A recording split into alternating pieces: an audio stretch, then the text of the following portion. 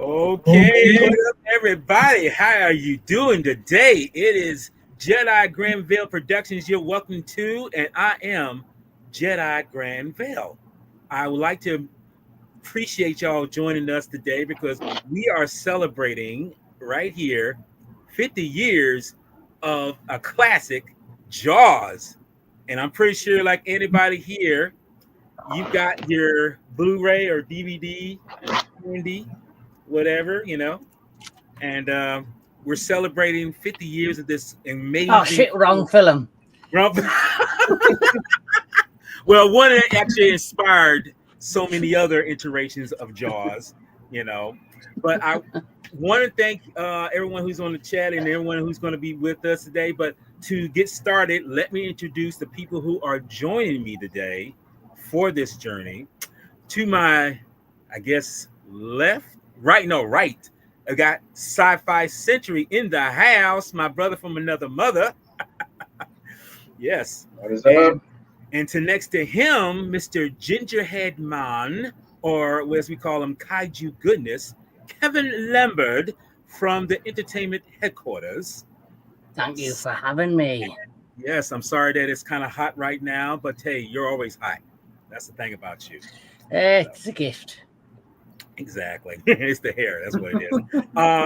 And down below me, I have Mr. Thrashed Panda. Who's already frozen. He's frozen? Okay, he is frozen. Yeah. All right. I'll reboot in a second after we dispense with the dispensaries. But Okay. yeah, sometimes my system does that. But yes, I'm here audibly, if not visually, at the moment. Okay. Well, like I say, you got that stern look in your frozen state there. But also down below, Mr. Anthony Jordan of Movies and Gaming, here to pretty much give us our, how can I say, knowledge of this film, because let's be honest, I mean, this film is, oh my God, this film is just like, hey, it just started the blockbuster genre. And my God, we already got comments here. Hold up, let me see here. We got Gojira giving us the Gojira. Gojira. And of course, another one, dun. And here he is. Yeah, hey, what's up there, Gojira? And we got good old Jake in the house also. Jake, what's going What's on, up, Jake? Jake? And right here, it's been I guess so. Well, probably so, And yeah, we got him in the house. Strike a pose. Strike a pose. Exactly, strike a pose. Vogue. That's good. More vague in my case. Yeah, well, I don't know about the band. You're very knowledgeable. But why are we here? Why are we here on this particular stream, this particular day? Well, let's be honest. 50 years, that's a long time. And he'll be back.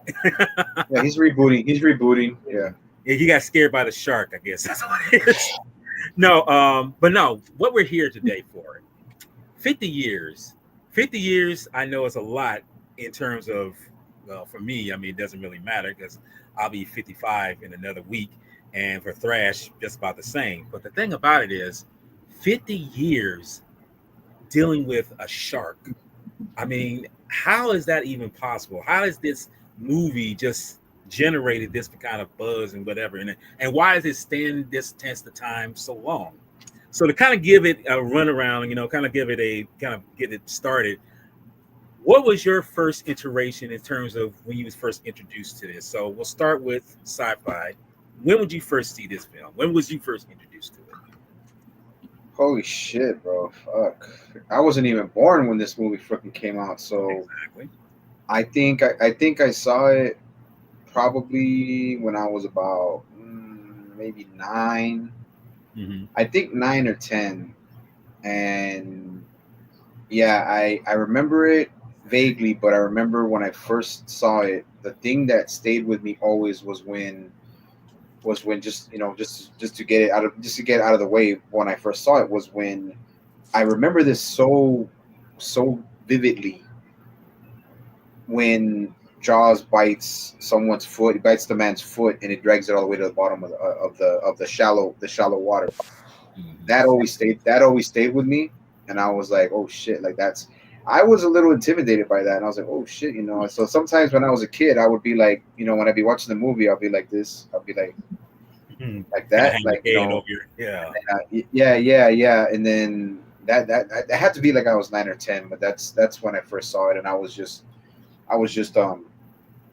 of course terrified, and you know you're I'm a little kid, you know, you're like ooh shark, but then when the real madness and you know slaughter starts to happen, I'm like okay, and now I'm like you know going a little okay. You know, I was freaking I was like 9 or 10, so and that yeah, and then when I rewatched it today, I was like wow, I forgot how great this movie is, how like iconic it is, and yeah, that's I mean it's just it brought back all this nostalgia and like oh man, it's like I wouldn't want to be freaking. I wouldn't want to be tossing out all that chum in the freaking water. That's for damn sure.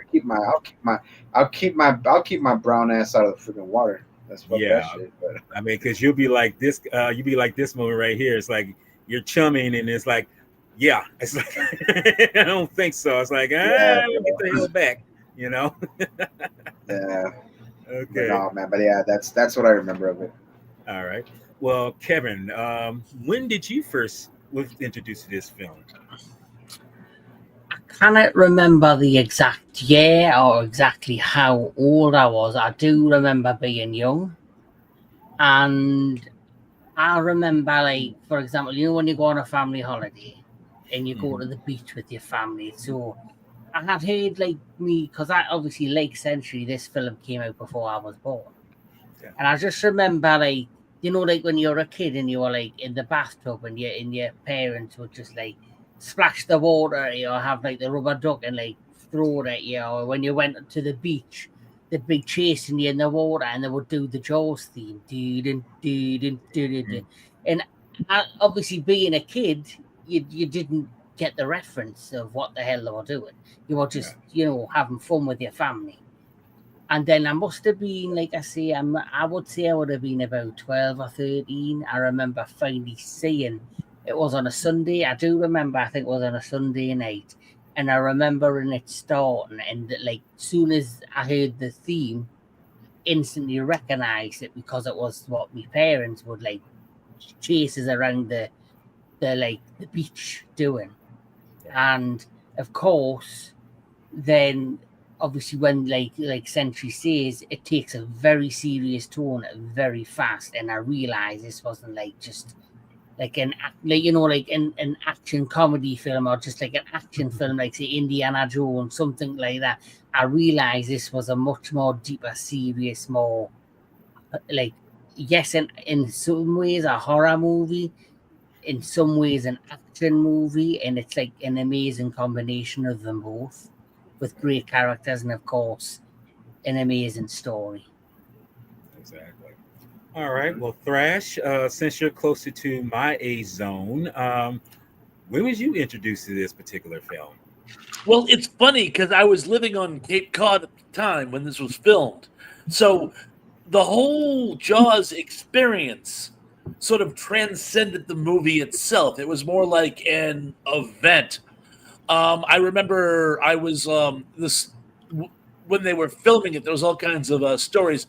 There was this great urban legend about a man who was on the set when they were filming one of the more disturbing scenes, and he went home and died of a heart attack. And so people kind of made a meal of that. This movie is so intense that people are dying just from being exposed to filming it.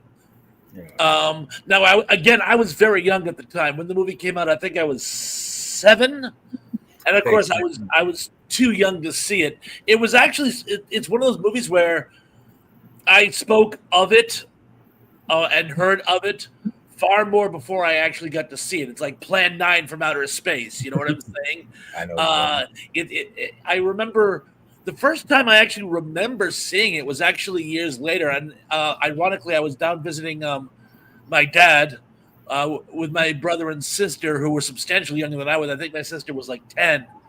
And I saw it with them. And that was kind of an experience. That's what I always associate with Jaws. But again, Jaws was one of those things I kind of grew up with even before I was able to actually see the movie. Okay, see, that's what I'm talking about. Yeah. And, that makes sense, with that kind of thought process. Especially about around that time, if you didn't have TV or didn't see it and you was too young, it's like, no, it's not allowed and everything. Anthony Jordan, when was your first introduction to Bruce, as I like to say? Well, age-wise, I got all of you beat. 4 years old. Oh, wow. Wow. My mom rented it from the video store, and I was just transfixed and just glued to the TV. In that year for Christmas, granted, now they're not the best sequels, but I got Jaws 3 and Jaws the Revenge for Christmas, which at 4 years old, you don't care. They're Jaws movies, and it was awesome. Okay. Yes.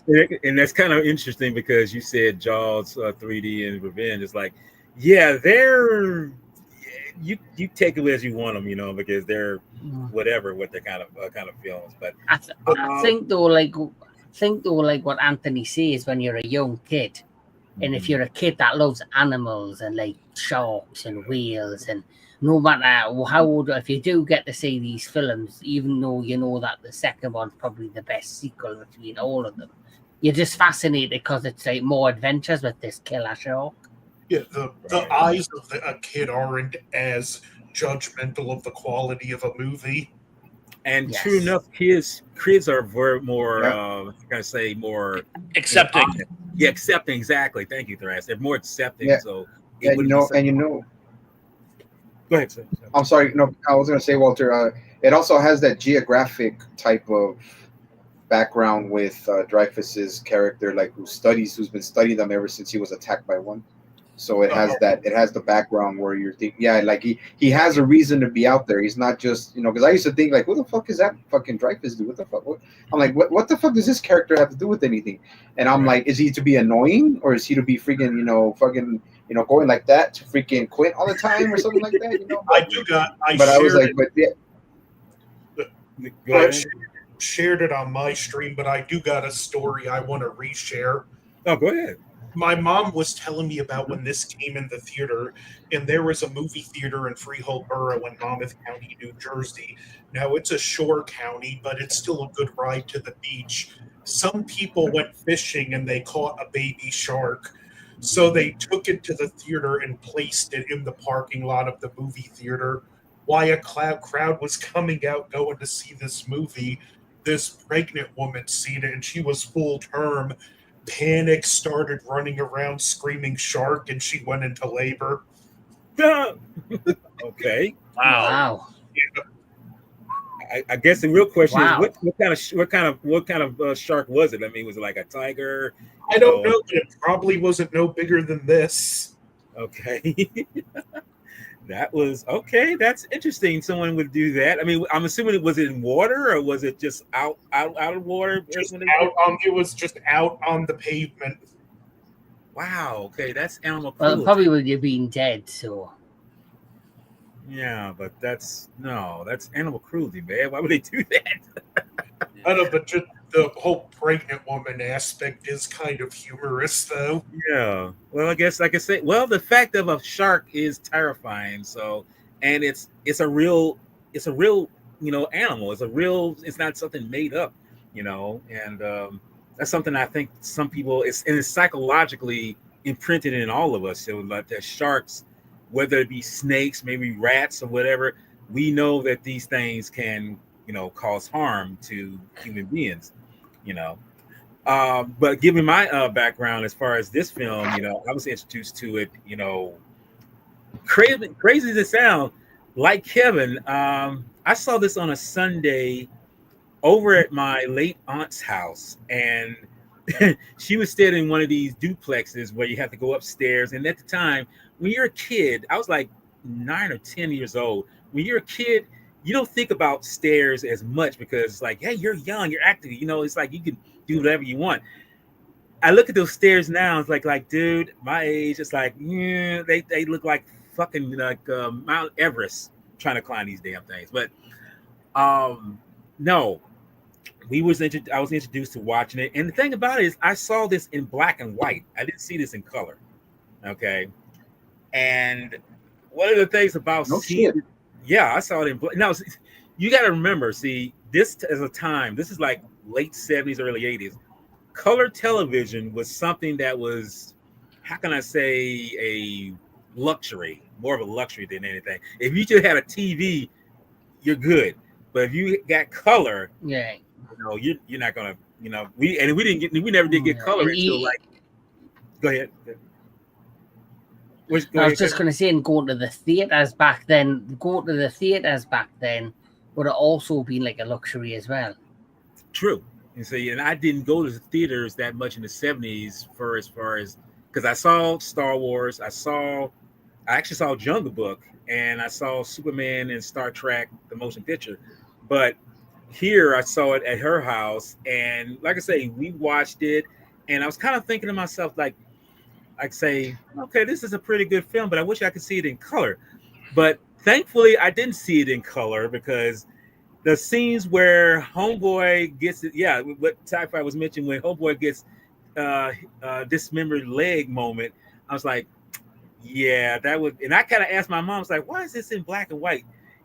She said, well, maybe just not to give the shock value, because when you actually see this film in color, you realize Spielberg is not shy in showing what's being what's being portrayed. And the thing about this is, this film is PG. It's not R. I mean, it borderlines on R, but it's like that. And to kind of go into kind of substance of this before we go any further, when you watch this film, and I'm thinking Thrash knows this for sure. Anybody else might know too. Do you know that this film was actually way more graphic than some people Yes. realize? Yes. Okay. And this is the thing about this movie. I mean, we're going to go into the story, but I want to kind of break down the fact that this film had a lot of technical things going on, but some of the stuff that was cut out was too graphic to show. I mean, even for an R-rated film. I mean, it go ahead. should be Fuck noted. that. It should be noted that Spielberg is the reason we got the PG-13 rating. Yeah. Yes. That's see. Yeah, exactly. And and coincidentally, it's because of Gremlins and the Temple of Doom is the reason why that even came into play. But let's kind of go into this. The film versus the book. The film is based on a Peter Benchley book. Okay, based on a novel, bestseller. Okay, but anybody who knows the book from the film knows there's a way big difference between the book and the film, and I didn't realize this until I actually did a synopsis discovery on it. The book has some major things in there that you will never see in the film. Because let's be honest, I was talking to this with Sci-Fi last night, where how you can only take so much from a book and put it in a film, but then again, you can't put everything in the book from the book into film, because it might seem like it'll slow it down, or it's not the best of the book or whatever. But just to kind of clarify, because I'm thinking that any one of y'all might know for sure. What is the difference between the book and the film? I mean, Several differences. okay, I'll tell you what. Let me start with you, Anthony. What is particular is different from the book from the film? Well, for one, the film does one of the things, to the book's credit, one of the few things it does better is it does sell how financially crippling a bad summer could be for a town like this. Mm-hmm. The characters are a lot different, to the point where, like, you may be more forgiving of Brody, but they're not likable. Hooper has an affair with Chief Brody's wife, and there's a subplot involving the mafia and real estate. Yeah. See this in this. Wow. See, this is the thing. This film, I mean, the book.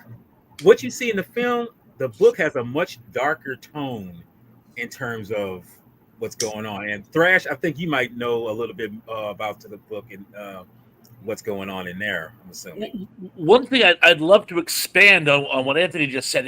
He couldn't have been more correct because, again, I grew up here. And we call the area the Cape and Islands because it's Cape Cod and Martha's Vineyard and Nantucket. And it creates like this whole tourist trap, as you were. And for decades, it's still like it to this day, but traditionally, the Cape and Islands were so linked to that summer season. When Quint says you can either pay me to kill the shark or be on welfare all winter, he wasn't that far off. There were people who would have been destitute. One bad season wiped them out. I remember after this would have been around 91. Cape Cod got hit with a really nasty Hurricane Bob, I might add. Yeah. And that only took out the last 2 weeks of the summer season. It was like the middle of August. And I knew a lot of businesses that went under. They go, we lost the last 2 weeks. We lost Labor Day weekend, and they folded. And it was just because those weeks are so indispensable to them economically. So, yes, it really, really, truly was tied.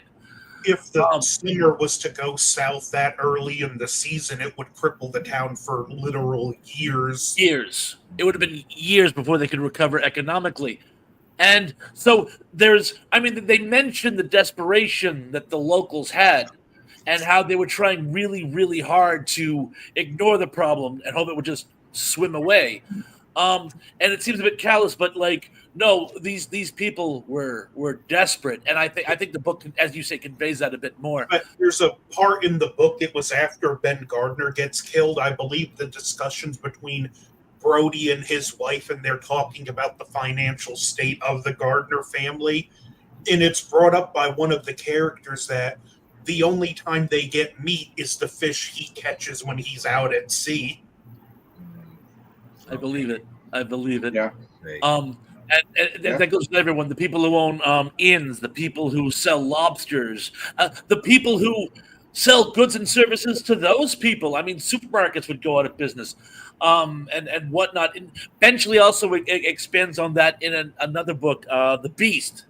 He talks about that, how when the local economy goes south, there's a ripple effect, Right. And I think they expand on that. But one of the and you touched upon it as well, the difference in the Dreyfus character. He's more of dare I say, he's like the Hitler Youth. He's this tall, broad, blonde, Superman type, as opposed to Dreyfus, who, and let's be fair to him, is sort of a troll. So now I think he's on the short side. Yes. Yeah. Well, not just that, but he's paunchy and sort of awkward looking. He's certainly not Michael. Well, he is now. Well, he's more so now. You're right. But but I like the way Dreyfus portrayed him. Interesting, very interesting point, by the way.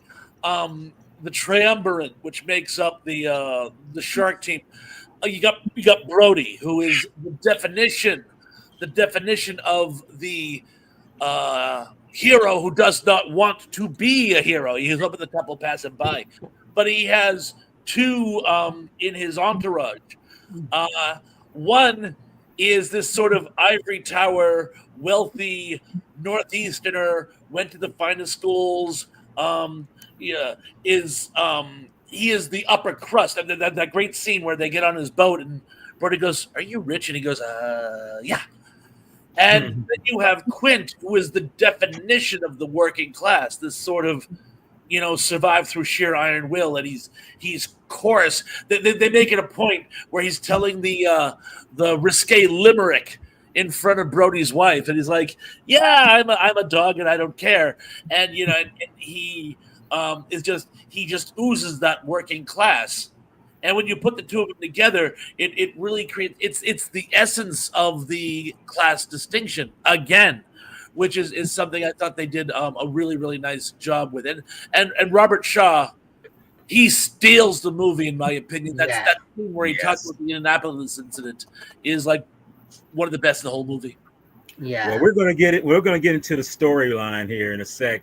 But to break it down, let's just discuss what this film is. As far as this film, like I say, it came out 50 years ago this month. It 75. I was only I was only 5 years old, of course. It stars Roy Scheider, both Robert Shaw, both lost. Rest in peace, and a very young Richard Dreyfuss. And it was produced by, if I say, Richard D. Zick, I can't say it. Well, David Brown and Robert, can't even say his name. Zanuck. Zignac. Thank you. I'm like I said, I'm not good with names. And it is directed by he's kind of not real known young man. He was only 28 or 27 at the time. Spielberg, the name escapes me. I'm not really sure who it is. All he had to his name at the time was Dual Sugarland Express and a couple episodes of The Night Gallery. Yes. And like I say, there he is. He's, hey, he was just he had something under his belt, but not a lot. And this was a project that the studio assigned him, and he said, well, I'm going to take a chance and see if I can not get gobbled up by, the time restraints and, and the budget, because this film did go over budget and they did go over time in making it, but we'll get to that in terms of behind the scenes. Right now, let's get into the story. And along the way, we'll probably kind of delve into the difference between the film compared to the book, because like I say, the book has some really darker tones than the film, although the film itself is dark. Because as I said before, there are some missing scenes that are like, whoa, I didn't think it was that damn graphic, So to begin with, what stands out the most? In fact, let's kind of start how the movie starts. What stands out when this film starts? What gives it the gravitas of why it is the way it is? Well, The fear of the unknown. The cover art itself gives it away. You have a beautiful young woman who dives naked into the water. You already have everyone's attention. And for a second, you almost forget it's a horror movie. She's just swimming playfully in the water naked. All of a sudden, grab. And it's like, boom. And of course, she's attacked from below. And anyone who's ever swum in the ocean, particularly in these like really murky waters, you can't see what's beneath you. So the idea of being attacked from below is an inherent flaw in ocean swimming. Yeah, so the opening scene just captures you, and you stay with it. Right. But the murky waters, you can put your hand as far down in the water as it'll go, and you could barely see your hand. So forget seeing anything that's just a few inches beneath your feet. Okay. See, that's what I'm saying. It's funny how this movie starts out, and you are, like I say, it's the unknown. You can't see nothing, And then I think that to me is more scarier than anything, in terms of, and that's kind of the trouble they was having behind the scenes. Like the shark itself was very, it had its problems. This particular, let me hold up, hold up. Sorry. No, this shark here, this is what they use for the film, but they had problems with it because unfortunately the mechanics of it, you had to use, they were filming in salt water. The mechanics of it was not being gentle. The salt was not being gentle to the mechanics of it, because they tested it out in fresh water, but in seawater it's like a whole different story. But like I say, we'll get to that part. But for right now, let's kind of get it started with Sci-Fi.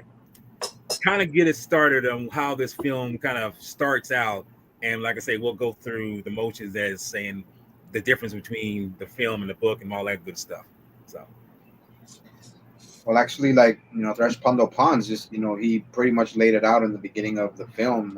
How it starts off with, it's a movie about a shark, so it's got the beach, the ocean aesthetic, and I like the music intro that goes into it, stuff like that, and then they come up and they show the. Yeah, go ahead. Go ahead. No, for me, it reminds me how it starts with when I first seen Godzilla in 1954. Like, there was something just grabbed it. So how that started, you hear, was jet black. You heard like something like the like thumping, like something walking and crushing ground. Then you hear the massive roar. Then you see the sea in black and white in Godzilla 2040. With this, it opens up with that beautiful water shot. And then the people swimming, the girl swimming, like you see, it pulls her under, and instantly it's grabbed you. Right. Like what? But then it goes from being about this girl who's brutally attacked to then getting to know the inhabitants and the residents of Amity. And then you then get Chief Brody, and you find the severed hand and all that on the beach. So he chooses to close the beach, and the Mia isn't Mia Larry Vaughan, is it? Yeah, Larry Matthew Vaughn. Yeah. So Mia Larry Vaughan basically then manages to get around him and persuade him to open the beaches again. Mm-hmm. So straight away once that happens, the chaos is going to continue because they haven't really done a full-on investigation. But I think, like Thrash and everyone's mentioned, it's because of that fear, even just delaying the opening of the beach or any sort of town celebration or the market. For example, if you close the beach, it's like a ripple in a pond. Mm-hmm. So, you close the beach, no one's going to hire hotels or seaside cabins because the beaches are closed. If the beaches are closed and not getting visitors, anybody in town, their businesses are going to slowly dry up. There's going to be nobody going to the local grocery store. There's going to be nobody going to the local, fishing store to get, fishing supplies, all of this kind of things. And so this Larry Vaughan's basically kind of in his way, kind of putting that forward by simply like persuading Chief Martin Brody to allow the beaches to reopen. Mm-hmm. Okay. Oh, yeah, and the thing about that is like, with everybody, with him always being very pushy, and then telling Brody that look, you're only a year in or 2 years in, and you still have to pay your first year, you still have to pay your dues. And you still have to, do this. You got to learn the ways of how we work here in Amity and everything. And then you have to be like, and then the mayor's like being so pushy, mm-hmm. and then like he starts to understand it. Yeah, but like but like I said, after I'll get to that. But what I wanted to mention too was like, about the struggle that he says, what Amity needs is summer money. It needs summer money, and that's why when you see before when that happens next, you have arcades, hot dog stands, food courts, and all this out there, and that's how they make that money. That's even our arcades. If it's 10 cents, you're like still, they still have to get every single inch of that money, and then like that's when we go to. That's when we go to what happens with with the thing about the little boy getting killed because he said, look, wait, before that, hold on, before we get to that, hold on, we have the meeting and where he says, okay, we had this incident with the girl that got killed, and then Dreyfus comes in, his Hooper comes in, does the whole investigation about, she wasn't killed by a goddamn fucking by a boat or by a freaking propeller. She got waxed by a shark. Yeah, and then the coroner actually says, oh, she got killed by a shark, but because the mayor are so persuasive of not wanting the town to go under, he persuades the coroner to say on the report that it was a boating accident. But in the book, that flat out threatens Brody with his job. And then we go, and then we, I'm sorry. Let me just get this, and then I'll pass it. Yeah, we go like he says, okay, you know what? we need this money. We need to get this done. We need to get that done. And then once the coroner had said, okay, you know what, it wasn't a shark. But then, I mean, it wasn't a propeller. It was a shark. And then when he finds out that they're doing the meeting, that's when enter Quint, and that's when he says, oh, you know what, we're gonna charge $3,000, to see who will catch it. Right away, he starts with the freaking scratching the chalkboard and everything. And you just see him going like, okay, this is he starts laying it out like, look, I do this for a living. You guys won't do shit like Thresh Pondo said, and Kevin, you guys said about the economic the devastation that'll happen. He says, you're gonna be, either you give me the money, you pay me 10,000, or fucking Amity's gonna be on welfare for the next 8 months. Yeah. So that's when he comes in, and you can tell like Thresh Pondo said, this guy is the real fucking deal when it comes to being a shark hunter. And then what I don't know what Kevin was going to say. I'm sorry about that. Or Walter, I'm sorry. I was just going to add to that. Go ahead. I'm sorry. Go ahead. I want to hear y'all. All I was going to mention is about basically how when the hand and that was discovered, the coroner said, "Oh, it's a shark attack," but because of, like you say, Larry Vaughan's that worried about the town going under, he persuades the coroner to lie on the report. And the funny thing is, but here's the thing now,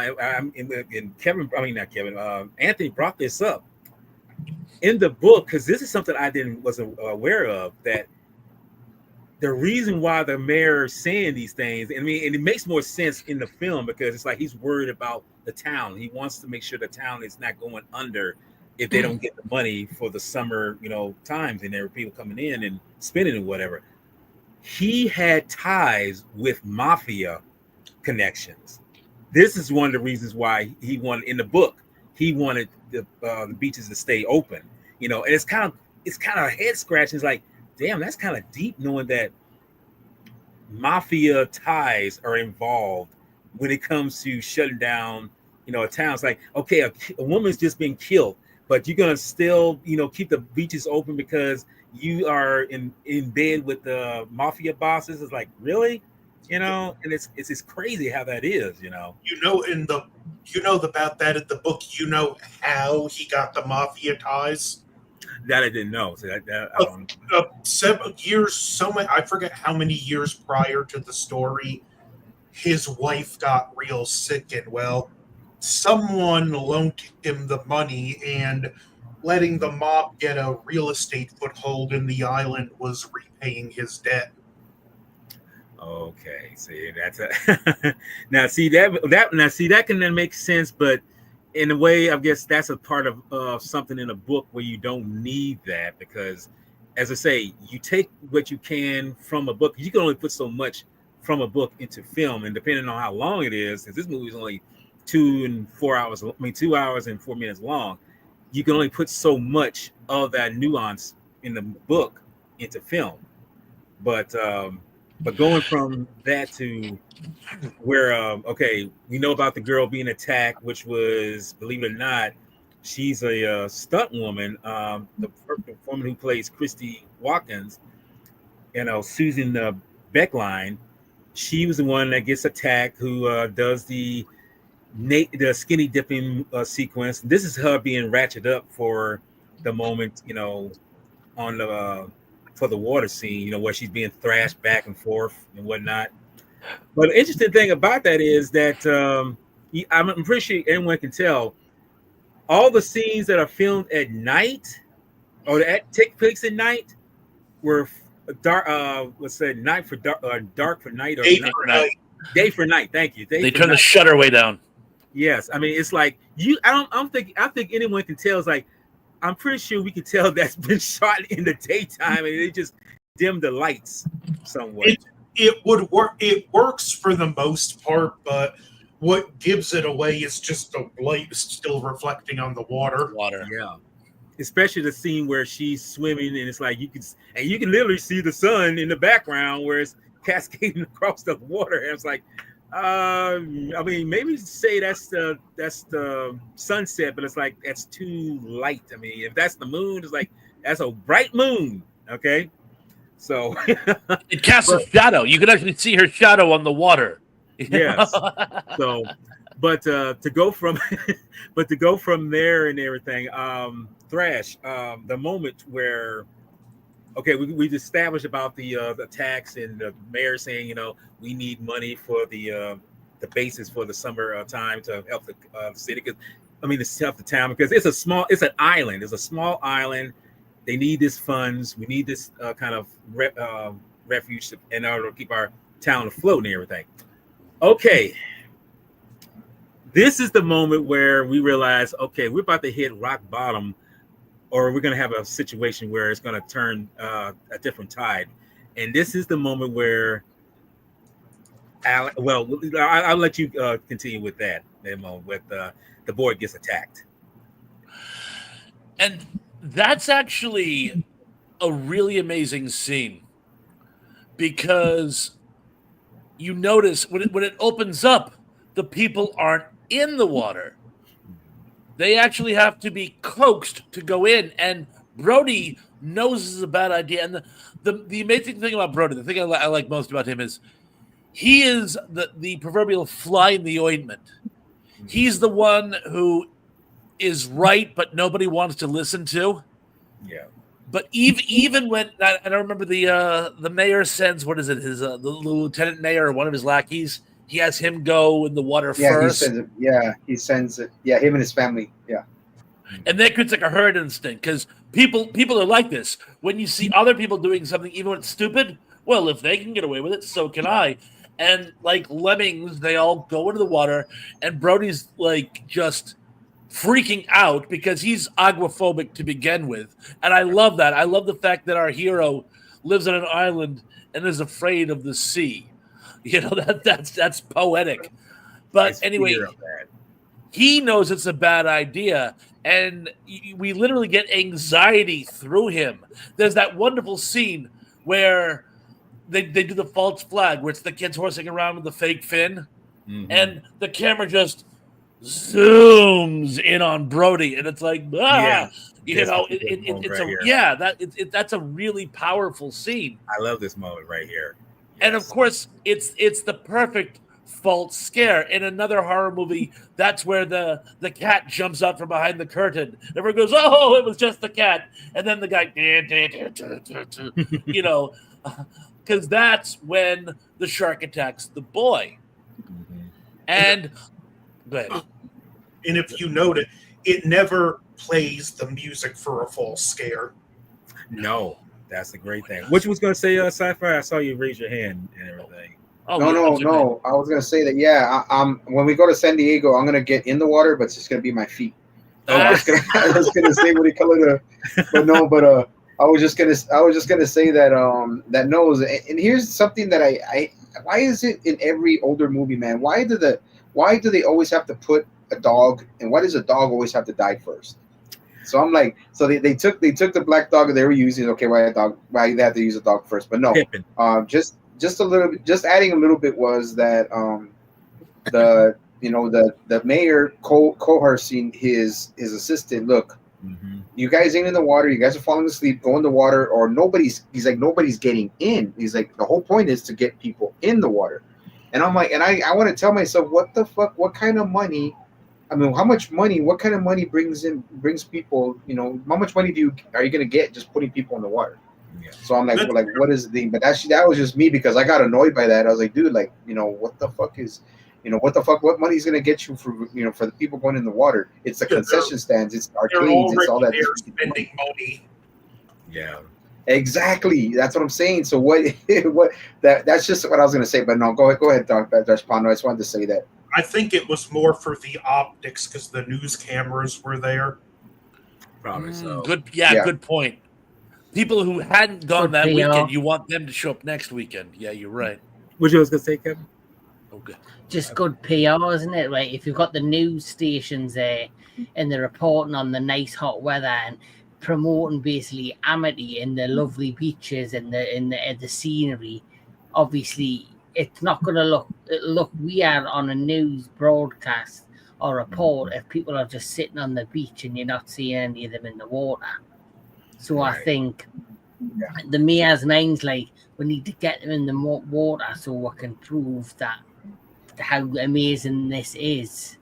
Right. And to keep, you know, but then obviously, unfortunately, the boy is viciously attacked by Yes. Bruce.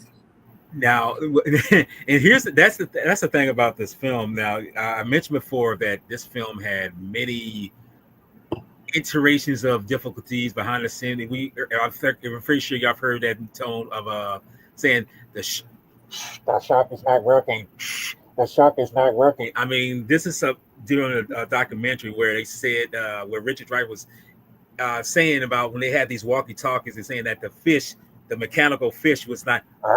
The fish is not working. I mean, it's like that. They had so much difficulty that Spielberg, being the genius that he is, took it upon himself to say, well, if we can't really show the shark, we're just going to do this. Sometimes when you don't see something, makes it more scarier than what it is. And, you know, things like where they were filming, you know, like right here, you know, I mean, this is Spielberg here with a couple of his people behind the scenes with mechanical shark. This was the idea. This was the intention, to show the shark in its full regalia through most of the film. But unfortunately, as I said before, a lot of the mechanics were not saltwater friendly. So what they had to do was, like I say, they had to do a little iteration saying, well, you know what? Let's just show the basics of saying, we know the shark is there, but that's kind of like, say, give an idea that it is there. I mean, that moment where those two guys try to catch the shark by throwing meat over the dock, and when we see it thrown, you know, I love this moment. This is brilliant. They throw it, you know, it gets snagged, but it yanks that whole pier off from under their feet.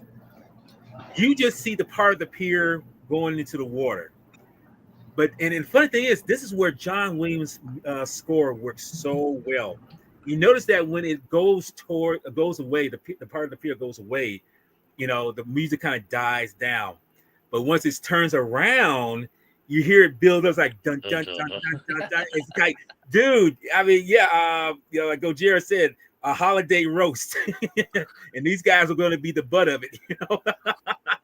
So I love that you don't see the shark, you don't see the danger, but it's brilliant how the director used this, where it's like, okay, we can't show the shark, but we can show that its actions have, you know, purpose. It's affecting it. It's like that what I think either Kevin or Sci-Fi said, you know, has that a ripple effect, you know, with things. Well, So, the great Spielberg, of course, had been a student of Hitchcock. Not actually, but he'd been a huge fan of Hitchcock films. And he took a page from possibly the greatest horror film ever made, arguably the greatest horror film ever made, Psycho. And it's like, you get very, very, very little of Norman's mother. And yet it's one of the most effective horror films ever made, and it worked for him. But one of the greatest scenes, the scene where the boys attacked, which again is a very powerful scene, even though you never actually see it, is if you look closely in the back of the water, just right at the surface, you see the shark kind of do this. It just sort of lifts to the side. Anyone who knows anything about shark behaviors, when they feed, they turn 45 degrees.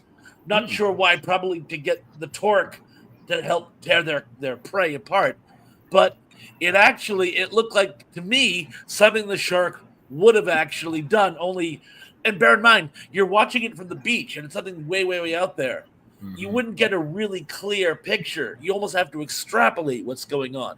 That's the funny thing. When you go on YouTube and watch these like shark sighting videos, usually all you see is just a little shadow out on the water. Yeah, that's all you're going to get. You know it's there, but that's all you're going to get. So somehow he made it work. And I think if we had gotten more scenes, like supposedly the boy was actually going to be in the shark's mouth, and it was going to come out, boom, and we'd be like, "Oh, the shark." I think that would have actually been less effective. But that scene there where the kid was getting eaten, I mean, we see it turn. We see the moment where he's in literally a bug bath. There was a lot more interaction with him and the shark in that moment, and it was so hella graphic. I actually saw behind the scenes of this, and it was hella graphic. I was kind of like, damn, y'all actually went there by showing this.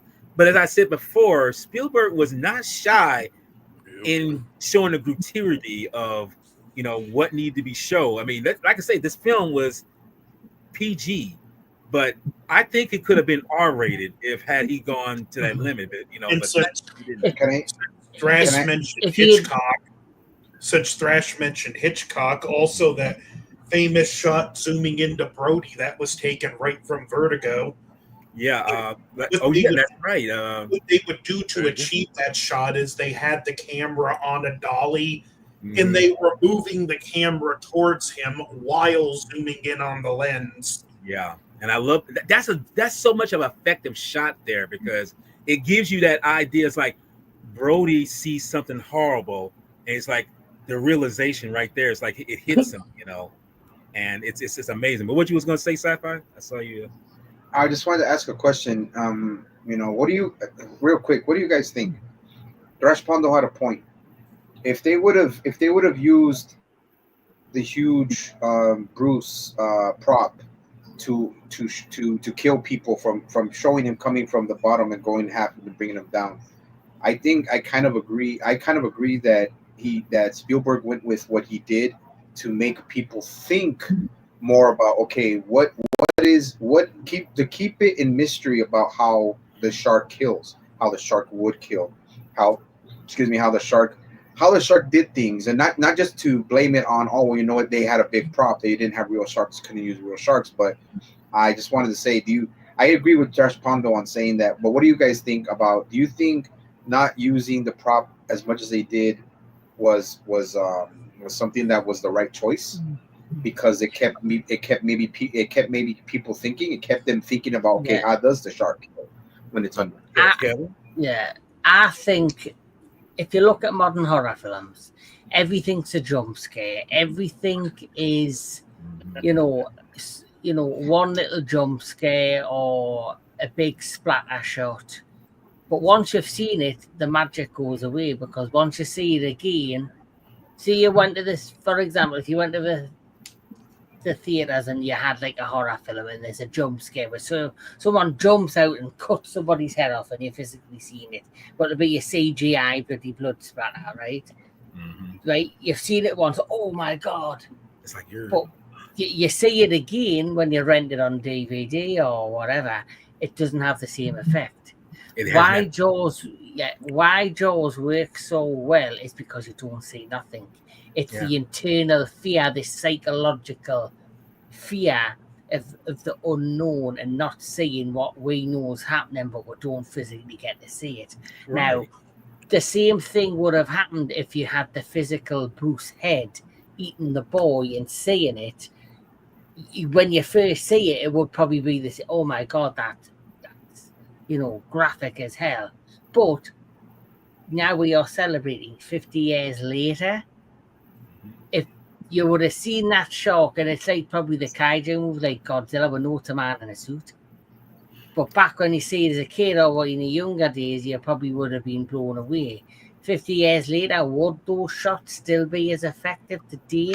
I don't know. But the thing is, the music score, the fact that you don't see nothing and it's all psychological in your head still works, whether it's 50 years now or back when it first came out.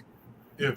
Funny you mentioned Godzilla, because the boat chase scene in -1, it clearly took a lot of inspiration from this movie. Yeah. Even the director even said that was inspired by that. Because let's face it, I mean, you okay, that you got this big monster, but I mean, sometimes you don't see it, but when you do see it, it's like, no, we know that this thing is going to do some damage, but it's effective. I mean, I feel like even though it's, you see the monster, the fact that you're trying to outrun it is almost impossible. You know, I mean that, and that's the funny thing. This movie has inspired so many artists through time, not just with iterations like with with Kevin showed the Meg, or you know, even Orca or whatever. It really inspires others to give a psychological notion of what fear is when you can't see it. You know it's there, but when you do see it, it's like, and that's the funny thing. That's kind of thing about, I think, what sci-fi was bringing up is that if you had saw it from the very beginning in the film, would that have really been more effective years later? But honestly, I don't think so. I don't believe it would have, because as Anthony said, what you can't see. I mean, let's look at it this way. When you saw the first Friday the 13th, all you saw was the point of view of the killer. If you knew who the killer was, you automatically like, that's the killer. It's like, and when you see it through the eye, when you see see things through the eyes of the killer, it's like that's more frightening because you don't see them. Since you mentioned that one, like the most frightening kill in that film is the one at the archery range where you just see the floodlights turn on, the camera cuts away, and all you hear is the scream. Yeah. See, it's that those notions of Yeah. not seeing anything is what affects me. Go ahead, Stefan. But I didn't mean to interrupt on what Thrash was saying, because I just it made so much sense that when you say that, because the illusion of the unknown, like Kevin said, is what made that movie is what made Jaws so great. Right. And Like, thank you. And one of the things that can't be minimalized, by the way, and we've already hit on it with references to other. The giant shark film subgenre, of course, is a thing. And yes, this film basically jump-started the whole concept of the summer blockbuster. But let's facts. Animal horror, there was before Jaws and after it. I mean, there was animal horror before, but traditionally, it I'll be right back. No, okay. Sorry about that. Gotcha. Animal horror before that was like King Kong or Godzilla or them. It was a mutant monster animal. In this case, it was always like fantical, where with those it brought like a real life animal horror, not fantical or fantasy. Exactly, it's just a big shark. Now, one can again thank Hitchcock, because the birds, and Kevin, correct me if I'm wrong. The Birds is actually based on an actual event that actually happened in southern England, didn't it? I thought it was California. I thought it was southern England. Is it California? I apologize. It California. Places. Okay. I'm sure there was some toxic algae. The birds. Though. There was an incident with birds in the UK where they were suddenly attacking out of nowhere, and there were like giant seagulls as well. Yeah, exactly. Now was this now I ask this, Kevin, was this like in the early 70s, late 80s, or whatever? Do you know what time zone this was? Early 50s, wasn't it? I think it was mid 50s, maybe. Mid 50s, okay. Maybe. Okay, that might be. Yeah, it's like. Okay. Now the reason I asked that because I never knew if they actually did that, because the birds seem like they have this distinction and say we're going to destroy mankind in a sense, and they're real because we see birds like the shark. We know about them. We know that they're real animals. They're real entities. They're real things. But they are such a just a effective notion if they put their minds to something and they come together and say, we're going to attack these individuals because y'all are a threat to us as we're a threat to you, in some sense, because you're making our world, not what it is. It's almost like genocide, the film Genocide, where the insects come together. And I'm literally saying that the insects of all kinds around the world come together, and it's like we're going to stop man by saying, hey, you know what? You're going to fuck with us. We're going to fuck you back because you're not going to destroy us by, doing these kind of things. And genocide does that so well because you realize that the fact that we know that insects are real, but when they're the frightening thing is they come together, uh, you know, intelligently. It's like, okay, you realize like, okay, we're in real danger here, you know, and you think like, is man really the dominant species here now? So with Jaws, it's almost the same thing. It's like Jaws is, you know, we know it's, you know that it's a real thing, but if they use their mindset in terms of intelligence, they are such a threat to humankind, you know. But like I say, we're we're doing pretty well with this. But here's the other thing, because we're actually getting to the other half of the film. Is it to me, or I ask this to you guys? I'll start with Anthony. Do you feel that the first half of this film is way different than the other half of the film? Because the first half is more land based, where the other half is more sea based. Yeah, the first half is really the setup for the second half. Mm-hmm. Yeah. The first half, yeah. but even though it has the horror and suspense, it's all about building up to the true horror and suspense where you have three guys isolated on the boat. And I think it's another brilliant change from book to movie, because in the book they keep going back at night because book Quint is anime. It's not good to be here at night. There's even a scene with them leaving the chum, and Brody's like, shouldn't we stay out doing this all night? And Quint says, no, if you do it too long, the trail gets too big and it'll be too confusing to catch the shark. Right.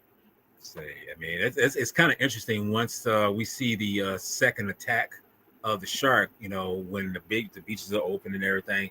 And then Quint, you know, not Quint, but Brody pretty much says, you know, tells Vaughn, like, dude, we're going to hire Quint to kill this thing because it's a threat to our, you know, society. Yeah. And notice, and just before I go any further, I'll throw it to you guys. But notice that this is so isolated in where it's at. It's an island, but there's no like military staff or something like that. There's no kind of big, you know, whatever. It's only the people surrounding the island and people who, you know, might come in like and the local police. Yeah, local. They don't have some massive individuals coming in. I mean, you might have a few, but that's what's so brilliant about it. That's what makes it more scary, you know, more isolated. That you don't have to have all these military or other individuals come in to make it seem like this is a big threat. Because if it was Godzilla, that would be a different story, you know, totally different story. Yeah. And look, you mentioned the scene. What's up, Kevin? No, I was just gonna say, does this not in some way remind you of Midnight Mass, like the isolation? Yeah, yes. Now I don't know if you've seen it, Thrash, but yeah, Midnight Mass has that same kind of situation where they're on a small island and they're shut off from. When I say shut off, they're not connected to any, you know, land, you know, massive land structure, but they're on that one spot and they have they're isolated from the lands around them. And there's like one boat that leaves in the morning, comes back in the afternoon from the mainland. I haven't seen it, but I've heard of it, so I can certainly see the connection. Yeah, I mean, it has that same that same effect, and I think that's the thing about the Midnight Mass with this. It's like when you don't have too many, you know, not just the characters, but too many, you know, introductions of, you know, strong force. It kind of gives that more, you know, kind of clampness, kind of, you know, seclusion, you know, and everything. But what you was going to say, Anthony? I thought you was going to say something. You mentioned the scene with the mayor too. Look at how he handles that scene. He's like just reassuring he's not doing what he would be every right to. All like, you slimy jerk. I tried to warn you. I told you this was going to happen. Now, if you know what's good for you, you better sign this so we can pay Quint. He's reassuring, and he's like, yeah, I understand. You were acting in the town's best interest, and this is why you're going to do the right thing. You're going to sign this paper so we can pay Quint what he wants to kill the shark. He comes in, just polite, shows the mayor some respect, lays out the facts for him, and gives him a chance at redemption. Yeah, but but you but you notice that scene where he when he first comes in and he walks towards him, he kind of gets like just looks at him sternly, just like, you dumbass. You know, it's so that you don't have to have words to show what he's thinking in that moment. You know. But can I also bring up could I also bring up, you know what I really feel for Brody in one particular way. He knew straight away there was a shark attack. He warned them nothing. A child is now being brutally killed by a shark, and it's the anguish when, you know, he meets the mother and he gets slapped by the mother. That to for me was heartbreaking. The mayor should have gotten the slap. Yeah, but to be fair, and this is why I say Brody knows his in on this. You know, I mean, he knew about it. He knew, and he should have done something, but he was overruled. But see, that shows right there that he took accountability for what he did, because even the mayor saying, "I'm sorry, Brody, she's wrong," and he said, "No, she's not."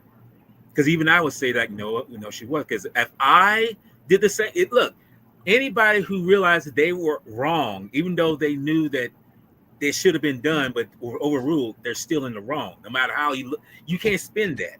You cannot spin and figure that you can. I would have told him. I would have told him. I would have told him. I would have literally said, not her. I would have been like, yeah, you're right. I would have said nothing like Brody said, but I would have pulled, after she would have left, I would have pulled that damn mayor over to the side where nobody can see, and I would have bitch slapped his ass myself. I would have said, you knew what happened. You knew the risks. You knew what was going to go down. I told you not to. I told you to keep the beaches closed, but no, you wanted to overrule it. He says, and even said, like, do you even really think that you can overrule the city ordinance and all that stuff? He even said that in the beginning. But I just wanted to say that. Go ahead, Thrash. You're going to say something. Thank you. Two things. One, really quick. My battery is dying, so if I end up going beep and don't come back, 1,000 apologies, but I'll say my goodbyes. Guys, this has been awesome, and I'll broadcast for as long as I can. Okay. But while I still have time, the really amazing thing about that scene where the mom slaps him across the face and she's like, you knew. She's saying outside what he's feeling inside. And you can see that in his face. He's like, you didn't have to tell me. I already knew. And Brody, it's that sense of guilt that causes him to go on the water, which, again, he's deadly afraid of. And this is totally related, but it's an amazing story. It kind of fits this equation. About 100 or so years ago, a man designed a machine. He was a meteorologist, and he designed a machine that could track hurricanes. And the first thing he noticed was this hideous, massive, giant hurricane was about to hit Galveston, Texas. And he told the city, and they laughed at him. They laughed at his face. They thought he was crazy. A machine that can detect the weather. And it totally destroyed Galveston, Texas. And even though he tried, even though he knew, even though he did his due diligence, as it were, the poor guy lived the rest of his life in this horrible depression because he didn't try harder. The guilt was unbearable. So Brody is a true tragic hero, and well, not tragic because he actually prevails, but the whole thing, and we came in talking about the difference between the first half and the second half. The first half of the movie is the setup for this hero's journey, where the three of them go out onto the water to face this white sea creature. It's sort of the reverse Ahab situation, where in this case the sea creature is the villain. And if you notice, it's one of the few times in the movie the music all of a sudden becomes up tempo. It's a very sort of sing-songy la la la la la la. Yeah, and it really gives a feel of that they were going out to meet their destiny, which of course they do. And one more thing, and then I'll shut up and let somebody else talk for a while. Jordan, back me up here. In the book, both of his retainers die, not just Quint. In the book, Richard Dreyfuss' character, Hooper, they both die, and he ends up having, I believe he doesn't even swim back. He has to be rescued by the Coast Guard or something. But it's just him. It's just him in this sort of post-battle. The book doesn't bring up the Coast Guard part. It just mentions, much like in the movie, that he grabbed some of the debris from the boat and kickstarted making his way toward shore. I think I extrapolated. I think I imagined that. Thank you, Jordan. But that's cool, though. But see, that's exactly I was saying. You know how the difference between the book and the film. You know, you bring out good points in terms of what you can put into film, because books are so dense, so robust in what is being expressed, but sometimes you can't put it all in there. I mean, hell, that there's that's the thing with Brody. I mean, not Brody, but with Hooper, you would never think that there was a love affair between him and Mrs. Brody. Mrs. Brody. I mean, here's you in the movie, you see that Brody and his wife are pretty much, just, side by side one another. They're from New York or from Brooklyn or something like that. Oh, but in the book, he's more of an islander in the book. Oh, is he? Okay. It mentions how they met.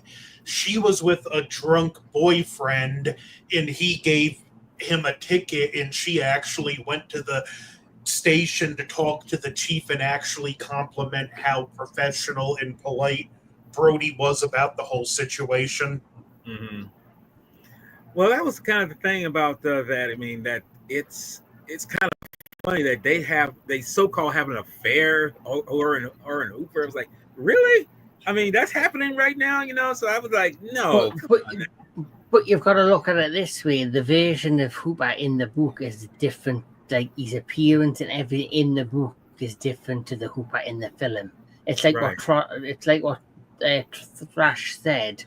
Hooper in the book's like this tall, handsome, good-looking guy. Yeah. In the film, it's Richard Dreyfuss. Mm-hmm. Yes, sorry about that. Yeah, but that's. Go ahead.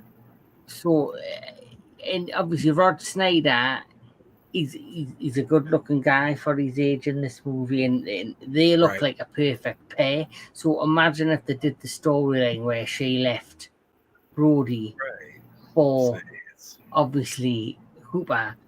People will probably turn on Hooper and think he's a bad guy and like be the villain of the piece, And it just wouldn't, for me, the film version compared to the book version, it wasn't needed in the film.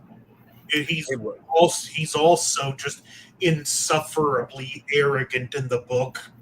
See, that's why I was going to say it's funny how, and the funny thing is the Ellen, is it Ellen in the book? That's her name, Ellen Brody. Yeah, Ellen.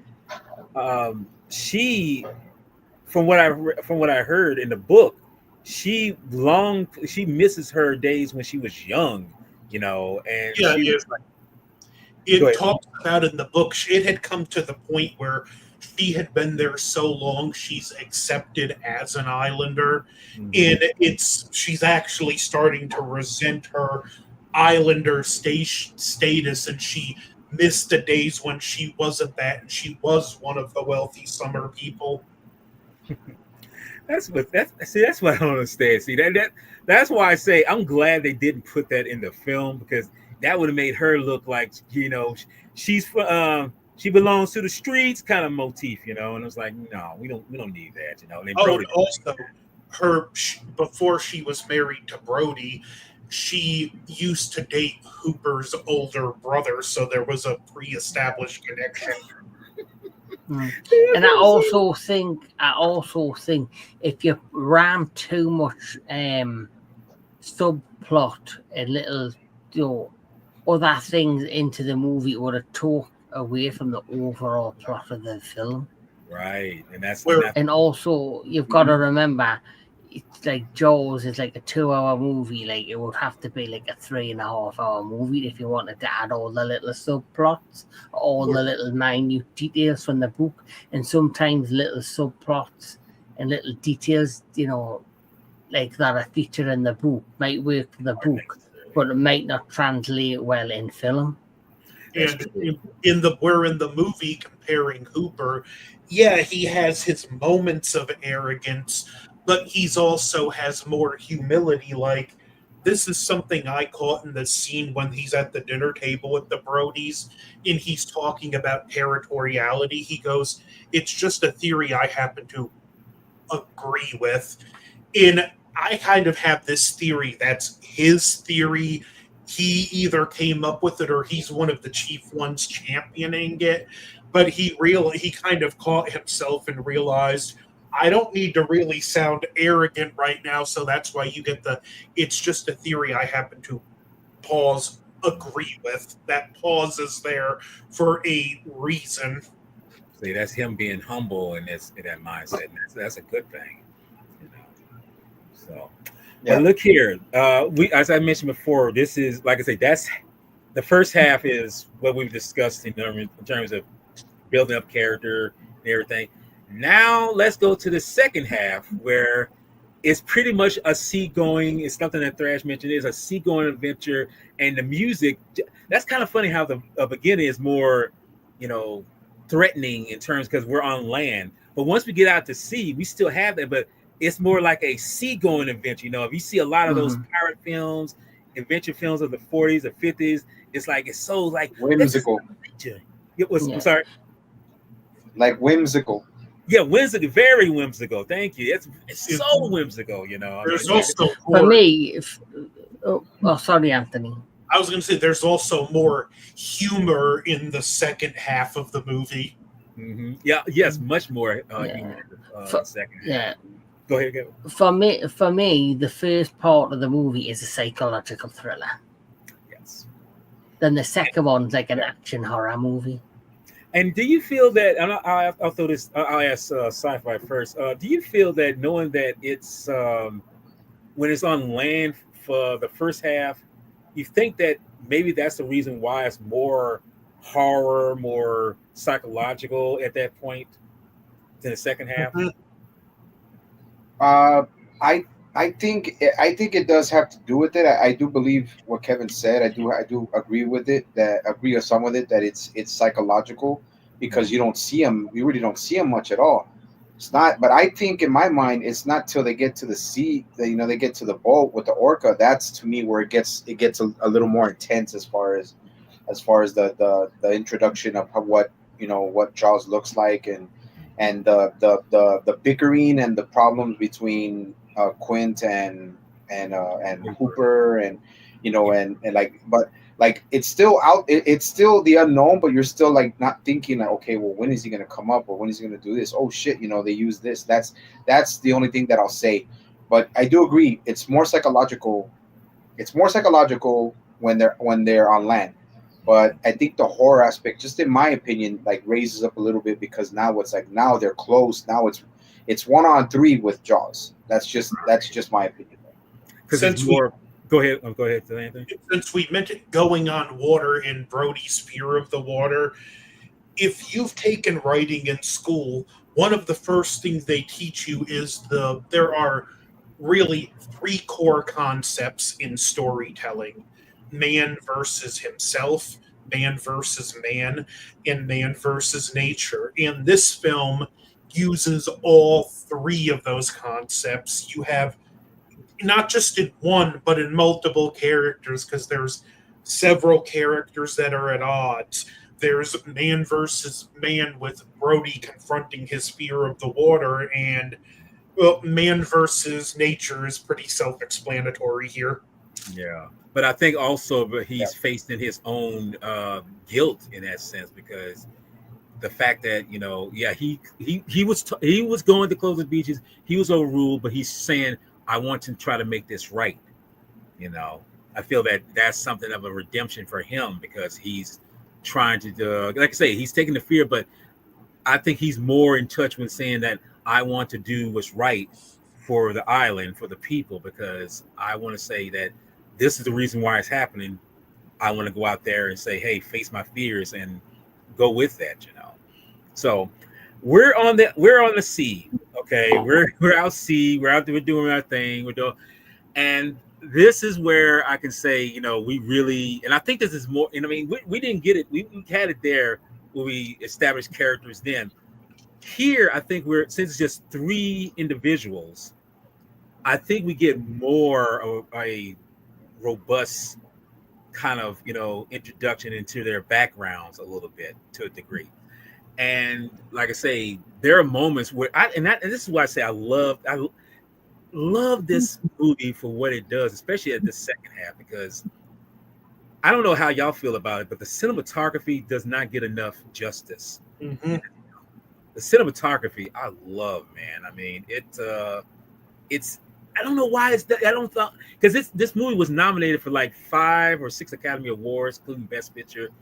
I don't think it got nominated for cinematography, which And Spielberg didn't get Best Director. and that's oh my god, and that pisses me off knowing that this rookie out of the scrape. I mean, he done other things, but he did not get nominated for this. You dumbass! This is why I say the Academy are full of shit. There's a documentary on the Blu-ray, and there's a vintage clip of, I think it's Michael Douglas talking about it, and he even commented, he goes, how are you going to nominate a film for Best Picture but not nominate the director who made the film nominated for Best Picture for Best Director? Yeah, and I've seen, and I don't know if you guys ever saw it. There's a old clip when they announced the Academy Awards, that particular year of who was nominated, and Spielberg was sitting with some friends of his, and he's like, "Oh no!" and they didn't mention his name. He's like, "Oh no, I didn't get nominated." I mean, I don't think it was for ego's sake. I think it was just like, I put in all that damn work to make this film work, and it's like I didn't even get nominated for this, you know. But the way I look at it now, you don't need an award to show your creativity and show how much effect you really had on a film. Your reward is that you made this film happen. You made this film become what it is. And I feel like for him, for Spielberg, I think he really got the best. I think he got the best out of the deal, because he didn't need to be nominated. I mean, he could have been, but the Academy, you know, stupid as they is, they didn't realize that his best reward is that this film is still in the minds and hearts of most fangoers. I believe he went on to call it the best nomination he never got. Yeah, because I thought he was nominated for this. I really did when I first saw it, you know, and everything. Until I found out years later, it's like, oh, he was never nominated for this. You know, I mean, he was nominated 2 years later for Close Encounters, which is, I mean, still a good film, but I think he should have been nominated for Jaws. But hey, that's personal BS. I'm not going to go into all that. What I will go into is that, okay, we're at the sea. They're doing their thing. Now, is it true enough to say that when you see the film at this moment where they're on the sea, they're doing they're talking, they're doing their banter? I'll go with Kevin. You know, do you feel like there's some interesting dialogue and banter between these three when they're, you know, doing the chum line, doing their thing and whatnot in this moment? Yeah, and heads towards the Indianapolis amazing ad lib. Yeah. I think that whole scene was a mixture of them kind of following the script in the beginning, but because there was kind of like a tension between Dreyfus and Shaw, and Rob Snyder's like in the middle. Mm-hmm. I think like they'll probably started off following the script, and then it turned serious, and then it turned jokey, and but because it was so mesmerizing to watch live as it being filmed, Spielberg, being the genius he is, was like, I'm not calling cut. I'm just gonna let them do their thing, Right. and I'm gonna let this thing Play out. just progress. And it probably created one of the most legendary scenes in cinema, because the build up to it and the joke in this, and you know, them drinking and just chilling out, and then turning and he tells the Indianapolis story. It literally just it just sends goosebumps. And the fact they did that ad-libbed was just amazing.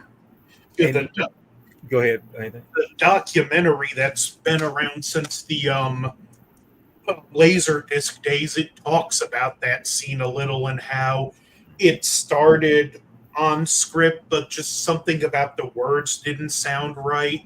And then Roy Scheider tried to like write it in his own words, and he just finally on the set he just like 100%, even though the outline was there, just in character told it in his own words. So it was a great team effort on that scene. You mean Robert Shaw or Robert? Yeah, I meant Robert Shaw. Yeah, Robert Shaw was actually a screenwriter too.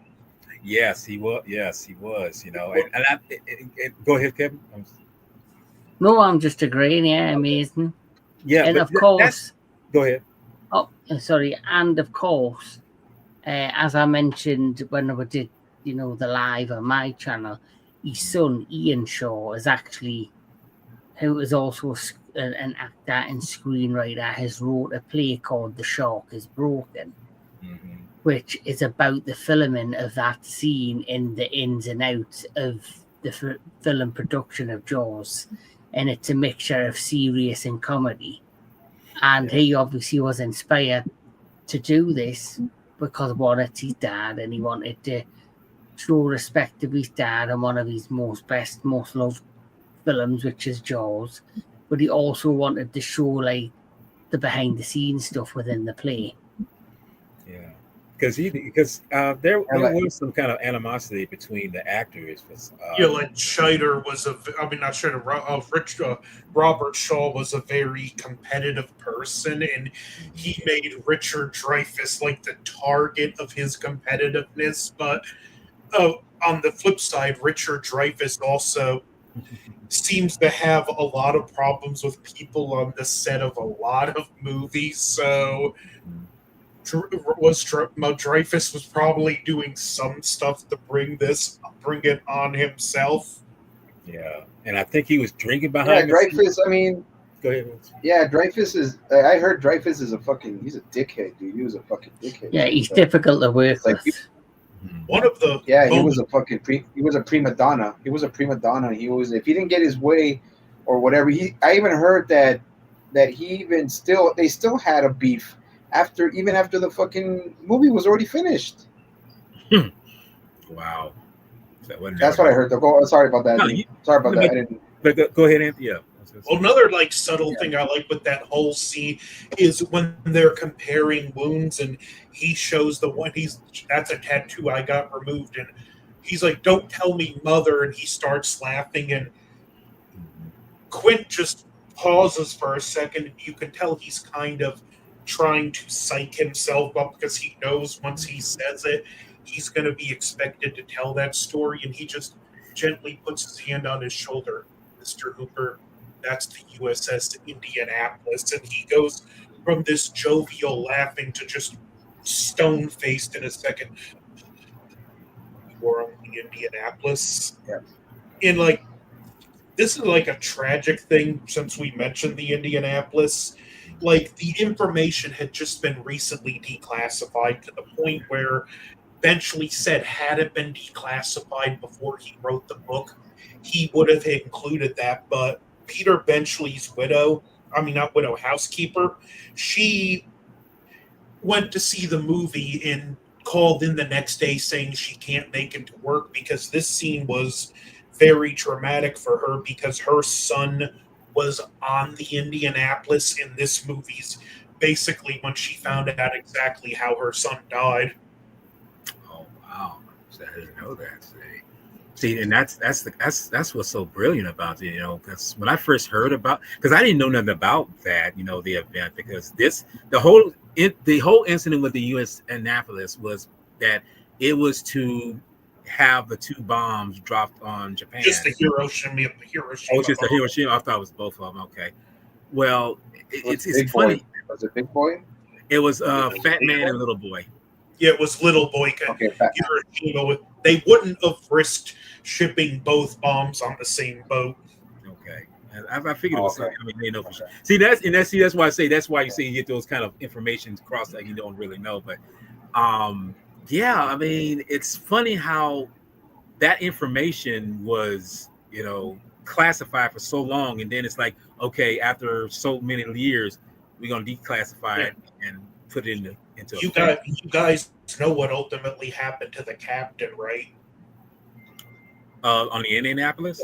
Even though his crew stood by him, and because the mission was so secret, he wasn't allowed to send out a distress signal. Like, from what I understand, he even got it, like, he did have issues with it, and he was so consumed by guilt that he ultimately took his own life. He just always believed, forget the orders, he should have sent out the distress signal so his men would have had a better chance and not so many of them would have died. Yeah. See this? Well, Yeah. I can't really say anything to that effect. I mean, it's I mean, your honor should be to your men, but it's like, what's higher than your duty or anything like that. But I feel in the end, I think he should have done that. But I don't know. I mean, I feel that anyone in that particular position, it's up to that person to make the decision that feels right. And for me, I would think like I would do it for my men, because I don't want them to be slaughtered. And knowing that people have said when they hear that speech, and they're just like, wow, I didn't realize that had went down. I didn't realize that particular incident was taking place. And knowing that sharks started, and that's the funny thing. It's not no supernatural something. It's not some stalker trying to stab you. It's not even another kaiju or something like that. It's the simple fact, it's a simple thing that we know that's in our universe. It's sharks. It could be a lion, it could be a bear, it could be a tiger. We know these things. We know they can attack us. They know they can rip us apart. And the fact that you're in open water with thousands of other men, other individuals, but the simple fact is that the threat is real. The threat can happen, and you don't know if your time is going to be up. And I feel like some of these individuals are like, some of them were not even 21 when this occurrence happened. Some of them probably lied about their age and were 17. Mm-hmm. And I found that out with some people that they had, hell, some of them enlisted like when they were 16. That shows how dedicated they were to the cause. If they looked old enough to pass for 18, they'd lie about their age and enlist. See, and that's kind of the thing with doing that. But I feel that that's why the Quint character, when he did what he did, how he kind of, because as Anthony said, the way he slowly, because when I was rewatching this earlier, he has such a he's changed that so. I love how Robert Shaw does it so beautifully. He goes from a little drunk to stone cold sober in a second. And it's like,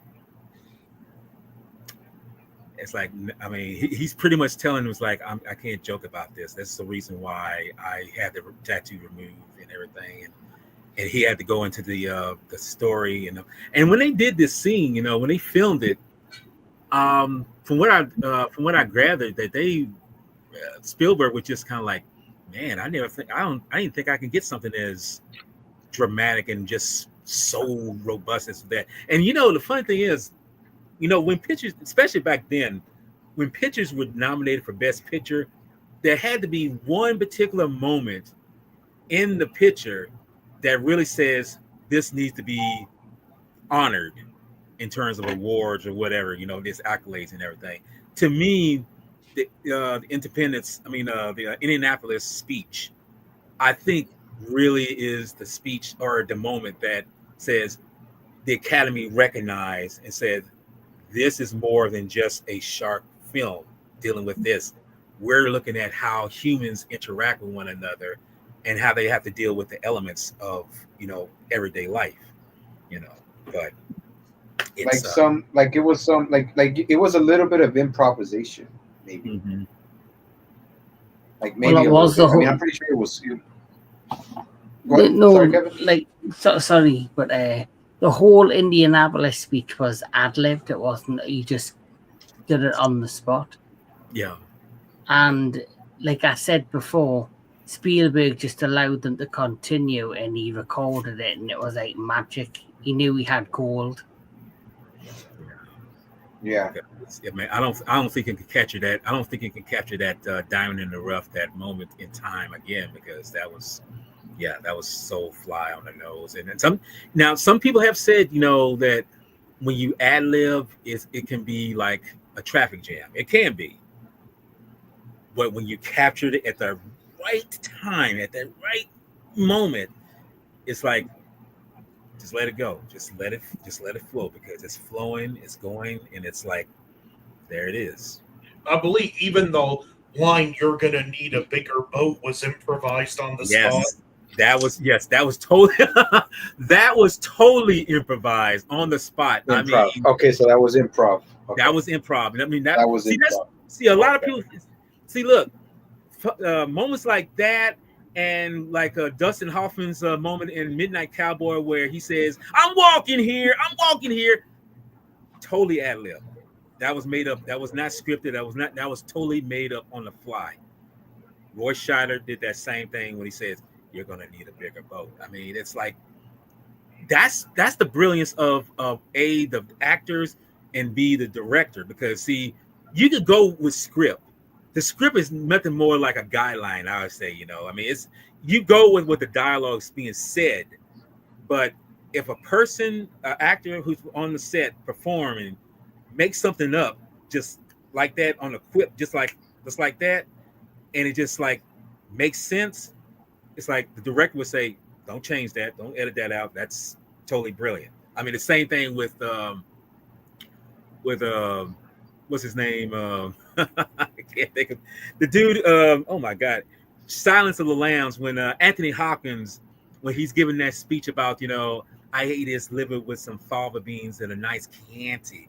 That moment where he does that moment was not even supposed to be in the script. That wasn't even the script. That was just something he just ad-libbed right then. It was supposed to be a gag reel moment, but the director kept it because that effectiveness of right there showing the manipulation, the madness, or brilliance of that character is there.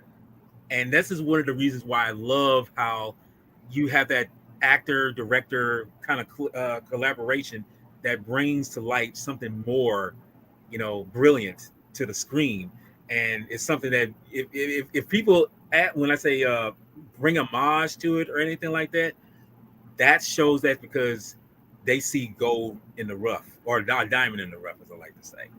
So, And the part I like about that too was when right when they're starting to sing and they're getting drunk and they're all doing all their shit. They're all like, oh, this and that, and that's when freaking what's his name, Bruce starts Bruce. coming back in, and they're not paying attention because they're drinking and they're lost in their own thoughts as far as being drunk or whatever.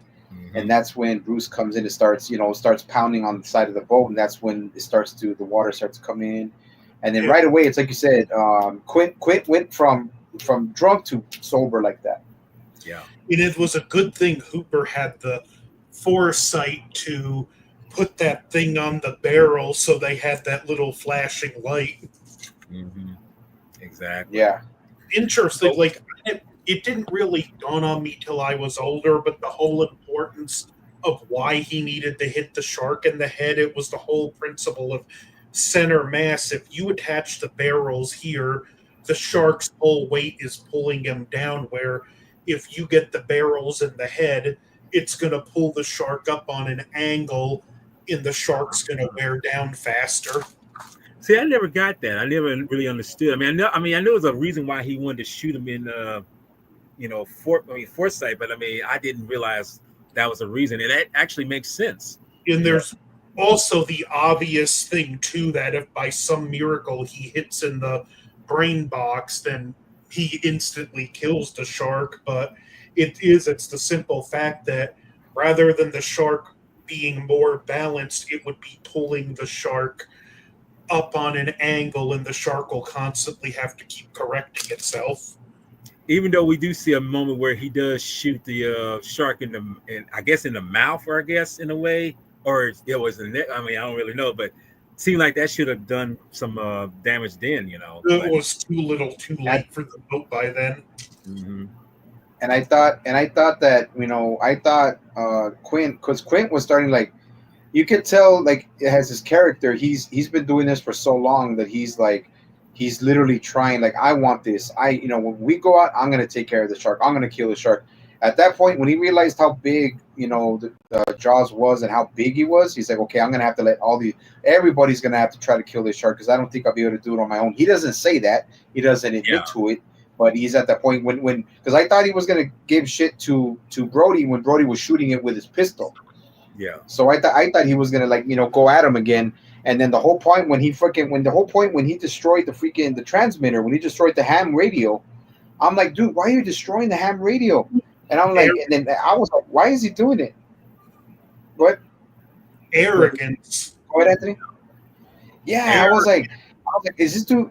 Yeah. I was like, is this dude crazy? Like, and then, you know, I was like, is this dude freaking out? And I'm like, what the hell, man? I mean, and then, like I said, like he gives up some of his pride, you know, as a shark hunter, you know, whatever. But then him, I think, to me, just him, Brody, and Hooper come to more of an understanding. They understand each other. They're starting to get. But I mean, in the movie, okay, now we have an understanding. Now we agree on certain things. Now we have a friendship. A friendship could have built. Okay, sorry, Anthony. I was gonna say. I love the moment after he blows out the engine to the ship and goes into the cabin, and he just puts his hands on the thing holding up the life vests, and he, like, realizes his pride put him back in the situation he's most terrified of.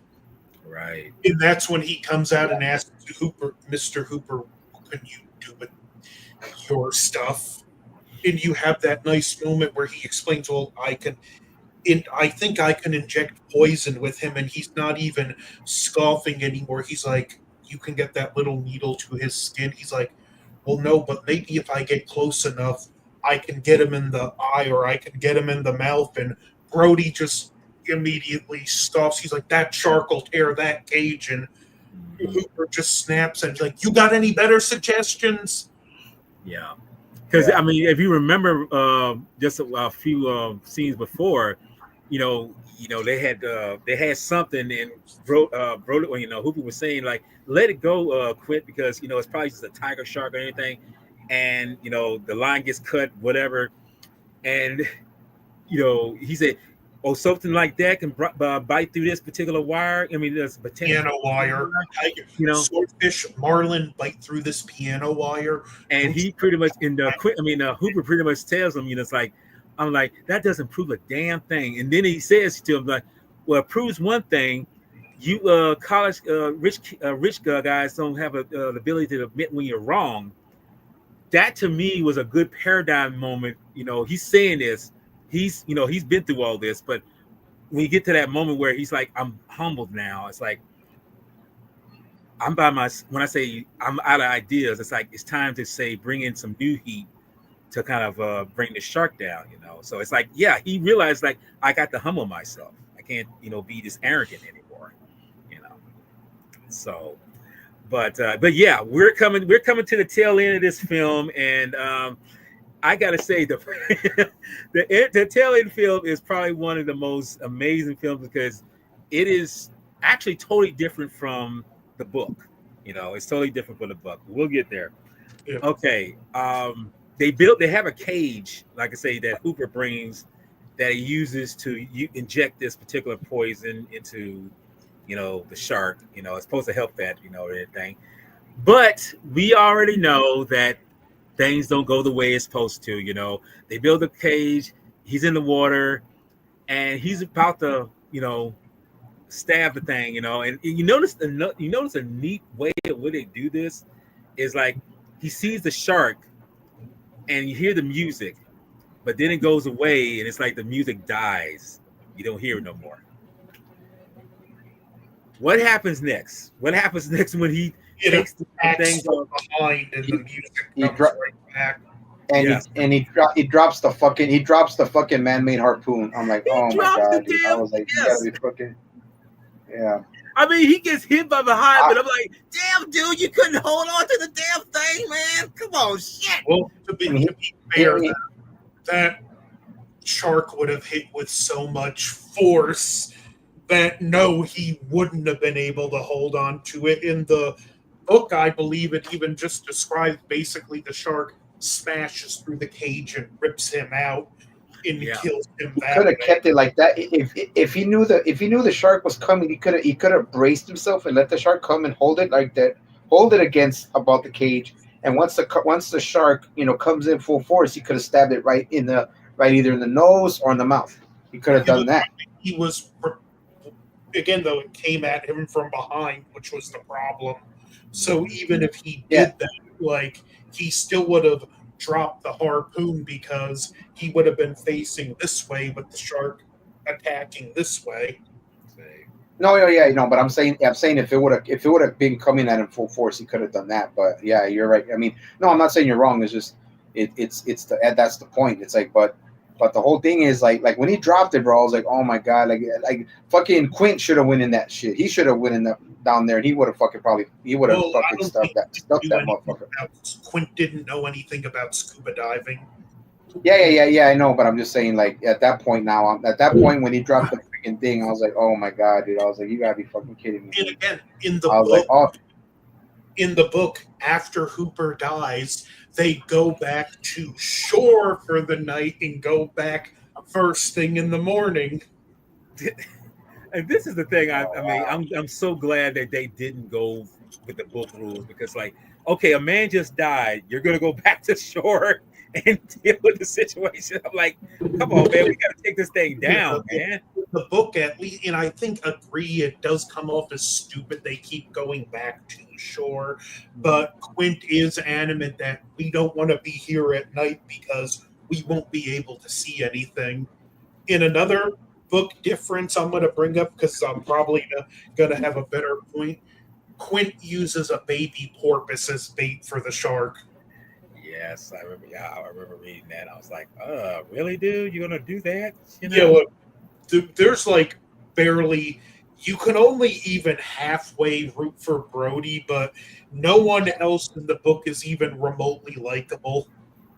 That's why I say I'm glad that they did it. And the funny thing is, Peter Benchley was the co-writer on this picture, for the script, for the movie version. So I think that gave him a chance to kind of do something different in terms of what the script or the story really was, and so I kind of changed a little bit, because it's like, okay, it was in the book, but you know what? I'm going to do something different for the screenplay, and I think that kind of helped. Go ahead. Well, I'm glad me and Kevin didn't read the book, because I probably wouldn't have liked the book. You would. So just to clarify,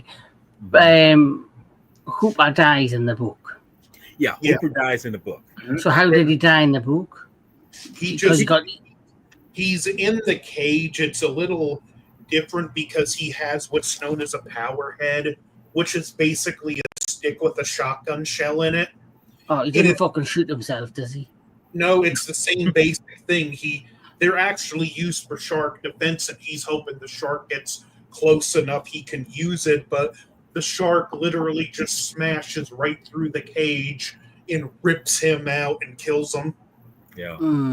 He gets torn to pieces. It's like, yep, there we go. But that's only because he was having an affair. I mean, and to me, I think it's kind of poetic justice, because he was having an affair with Brody's wife. So, I mean. Yeah. And probably the reason that they didn't kill Hooper or show like a graphic death with him, and it might have been more difficult to do like an underwater death scene like that, especially in the 70s, especially like if the booster shark and having it in the cage, it might have created too much technical difficulty. But I also think if they had killed Hooper the way they did in the book, what happens next to Quint wouldn't be is, you know, memorable. He actually was scripted to die. Oh, But what had happened was, you know, the scene where the shark's caught in the cage Yeah. line? They hired a couple, Ron and Valerie Taylor, to get real shark footage, and they hired an actual little person who was going to go in the water to get it to scale. And when he got there, he got afraid and he wouldn't go in the water, but they had the cage in the water. And a great white shark came up to the cage, got tangled in the line, and that's where they got the footage. And I believe it was when Spielberg saw it, even though you could see no one was in the cage, it was so intense and so dramatic that he's like, we have to use this. So that's where they rewrote it for Hooper to survive. Yeah, it's funny you mentioned it because right here, this is one of the people who did that. This is not the little person. I mean, I remember what you're talking about because I saw that video of Sean. But this is actually a miniature version of that, you know, Hooper moment where they got a doll like size cage and, you know, kind of almost quarter scale version of it, you know, and this is what they use. But as you said, there was nobody in the cage, so you can say there's no real threat. But yes, it is. It's a threat. You know, it's like he's ripping through but that was No, I'm sorry. No, I'm sorry. Well, I was going to say this, but I was able to tell right away that that's actual footage. I was able to tell like the way he was moving, they was thrashing around like that's a shark. I said I right away I pictured it right away. So that's a fucking shark. Like that's a real shark. And I was like, and even towards the end when they had a shot before he came in from behind to hit Hooper, that was a real great white. Like that was a real great white. I mean, because I'm pretty sure y'all have all seen like real footage of sharks attacking people in cages from back in the day, or even it's like it's there. You know, you can tell the brain is meant to see things. To whatever you see on film or anything like that, it's a magician's trick. You're supposed to believe that that's what it is, but it's like you can automatically tell that's a real shark being tossed around in that cage there moment. So, but yeah, I mean that's it. But like I say, we showed how they did that and whatnot. So it's all brilliant, you know. This is way before computer graphics. This is way before a lot of optical effects. I mean, it still had that, but this is all done practically in camera. So it's amazing how they did this kind of stuff. But we're getting to the tail end of the moment where we see that Hooper, you know, he gets out of the cage after he's been broken up. I mean, the cage's been broken up. He hides, you know, swims to the bottom of the ocean. Yes, I mean, yeah, he pretty much hides there. So what happens next? They bring the cage up, Hooper and Quint. So it's like, okay. So what happens next? Well, Bruce is like, I guess he says, fuck this. I'm going to take these motherfuckers out. And what does he does? And this is a famous shot right here. He jumps, like I say, he jumps out the water and boom, the stern, man. I was just like, it's like, shit. I'm like, say, I'm not taking no prisoners now. I'm taking you all out, you know? And I tell you, man, this is, like I say, this is a moment where you pretty much can say, like, where's it going? How's it going to end? And this is a moment where another scene where I can say it's more gratuitous, you know, but it's graphic in its own sense of mind. So I kind of hand it to Kevin. Like, I mean, how do you feel when I'm laughing because I'm not trying to laugh at the situation. It's just laughing how easily Quint is kind of taken out. But just gotta give me your feedback on that moment when. So, like you say, Bruce is like he's hungry. Mm-hmm. He wants human steak. He wants a bit of human steak. So he jumps on the boat, knocks the boat, and obviously the boat, because of the weight of the shark at the end, it tips the boat slightly. Yeah. And Quint basically, he's got them shoes on, and basically he begins to slip. He just can't keep himself up. And obviously his feet are getting closer and closer to Bruce, and then he ends up in Bruce's mouth, and then we know what happens. house. It is probably one of the most horrific shots in the movie, but it's one of them shots that's so, graphic, but so like, you just cannot stop watching, and it's the shot of Quint like in the mouth like that, and Bruce bites on him, and he yells out in agony, and the blood just spits out of his mouth, and he's just dragged back into the water. And for me, you see this is PG movie. That for me was enough to make this thing R rated, but they chose not to do it. Yeah. So they've had some balls in the 1970s. That would not happen now. No. In fact, if they did it, I guarantee fucking tell you, if they did a Jaws reboot and they did that scene, one, Jaws would be CGI. Two, the moment Quint gets bitten and is about to spit out blood, it would turn away. And the next shot it would be there's bubbles in the water like something like the Little Mermaid. Because I wouldn't have the balls to do it these days. For me, that is probably one of the best scenes in the film. That whole, the intenseness, the terror, the whole, oh my God, he's about to be eaten, and you're just in complete horror of what's happening. So the first half of this movie, like we mentioned, was psychological horror. In a thriller, like a thriller horror. Now it's went full on horror. We're now seeing the full, the full dangers of this animal and the impact of what this shark is capable. But I also, when I watched that and seen Quint die, I also went back to the moment when the boy died. Now, in my mind, yes, I'm seeing Quint die, and I'm seeing it done in a horrific way. But I'm thinking of, well, if this is what Quint's going through, that poor boy, what that boy went through. I mean, like I say, we know that the boy was, but he was underwater when he really, he got attacked above, but when he got dragged down, it's like, but you could see that their frustration and franticness of Quint, it's like, because he even tried to stab him, try to say, you're not getting me. It's like he fought for every breath. It's like it was no good. Remember during the Indian scene. Wait, hold. Go, Seven. No. Go ahead, Anthony. Go ahead. I'll go after Anthony. Go ahead. During the Indianapolis scene, there's the moment where he talks about bumping into a friend who had been bitten in half below the waist, and that's exactly how he goes out. True. I'll just say, like, I started to. Quint started to grow on me already. Mm-hmm. Like Quint was starting to grow on me. Like, you know what? He's rough around he's really rough around the edges. He's got the mouth of a sailor because he is a sailor. Yes. But like he started to grow. Like you could tell. Like I just tell myself, like, man, you know what? If I was in the 70s and I would have went out with someone who was really like that, I think they would be like that. But I think the more I'd go out there, I think the more we'd build a bond. But But that, like, he was starting to grow on me a little bit. Like, he was literally starting to grow on me. And he did take over. Like, I got to say, what Rash Pondo did say, like, he kind of stole the show at the second half of the movie. Right. So, that's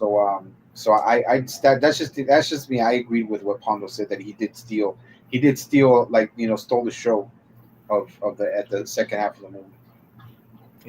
And that's kind of what you want. I mean, you want somebody who's, you have your main characters, like say with Brody and Hooper, but Quint, like Heath Ledger, in The Dark Knight, he's a second character, but he's a very effective character, and I feel like those kind of characters are the ones that really give the picture or whatever what it's supposed to be. Hold up a second. I dropped something. Sorry. I dropped my phone. Dropped my phone. Live. Anyway, but you get what that is, though. I mean, the fact that you have to have somebody who's going to carry the film and carry the story to where it's going to come to the climax of it, and you don't know where it's going to. So, and the funny thing is, we know both Hooper and Quint die in the film. And the funny thing is, Quint is not killed that way in the book. He's only dragged down in the water and drowns. That's how he dies. He doesn't get eaten by Bruce. You know, And the shark's death is very anticlimactic. I was gonna yes. How does he die in the book, Anthony? Basically, it would have been the moment where Brody in the film is shooting at the shark with the rifle, and the shark's getting closer, and Brody just his last thought is he hopes it ends quick, and the shark just succumbs to its injuries and dies and starts to sink. Yes. And this is where the brilliance again of Spielberg really comes into play. This is why I say he was like I say, Spielberg was very young, he wasn't even 30. He came with a brilliant idea. We mentioned about air tanks, compressed air. These are things, to use for breathe underwater. We'll give them a second thought. I mean, Hooper mentions something about them earlier, saying, if you mess with these things, they're going to blow up because they're compressed, they're compressing everything. Okay. Now, and funny thing about this is Mythbusters debunked this theory long ago. Can this actually happen? Okay. While the boat is sinking, we know that it's sinking, and like I say, Bruce is not. It's like he's going to take all. he hasn't gotten Hooper, but he's taking out Quint, and he comes through that. And if you notice when he comes to that part of the window, you can see his eyes, and his eyes are like on fire, dude. It's like it's black, and it's like he's got this crazy. It's kind of funny, this is an inanimate shark. It's not a real shark, but it's the shark that they use, especially when it comes through the window. His eyes look like they just like crazed. It's like I think that what Kevin said. He looks hungry. He is hungry. He's on a rush right now. Well, if you've ever heard of the games Hungry Hippo, we have Hungry Shark. Yeah. Can't let us. True. It's like I say, I can't let you have all the fun. So he comes through the window. So Brody is pretty much fighting with all his might and trying to get this thing out of here. So he throws one of those last tanks into his mouth. He swims off. He climbs up on its on the top. Well, part of it because it's sinking into the water and everything. So because like I said, when I first saw this, I was not knowing what was going to happen. I was like, I don't get the justification of what he's throwing the tank into the mouth of the shark and whatever. And then he's got the gun. He takes a spear, starts spearing it. Just stabbing it. And it's like, okay, what's going to happen next? And this is why I say again the brilliance of not just Spielberg, but of John Williams. John Williams is probably the better half of this film. It is the reason why this film has such a just grabs you and just won't let go kind of moments. Okay. Bruce is way out in the ocean and he's swimming towards Brody.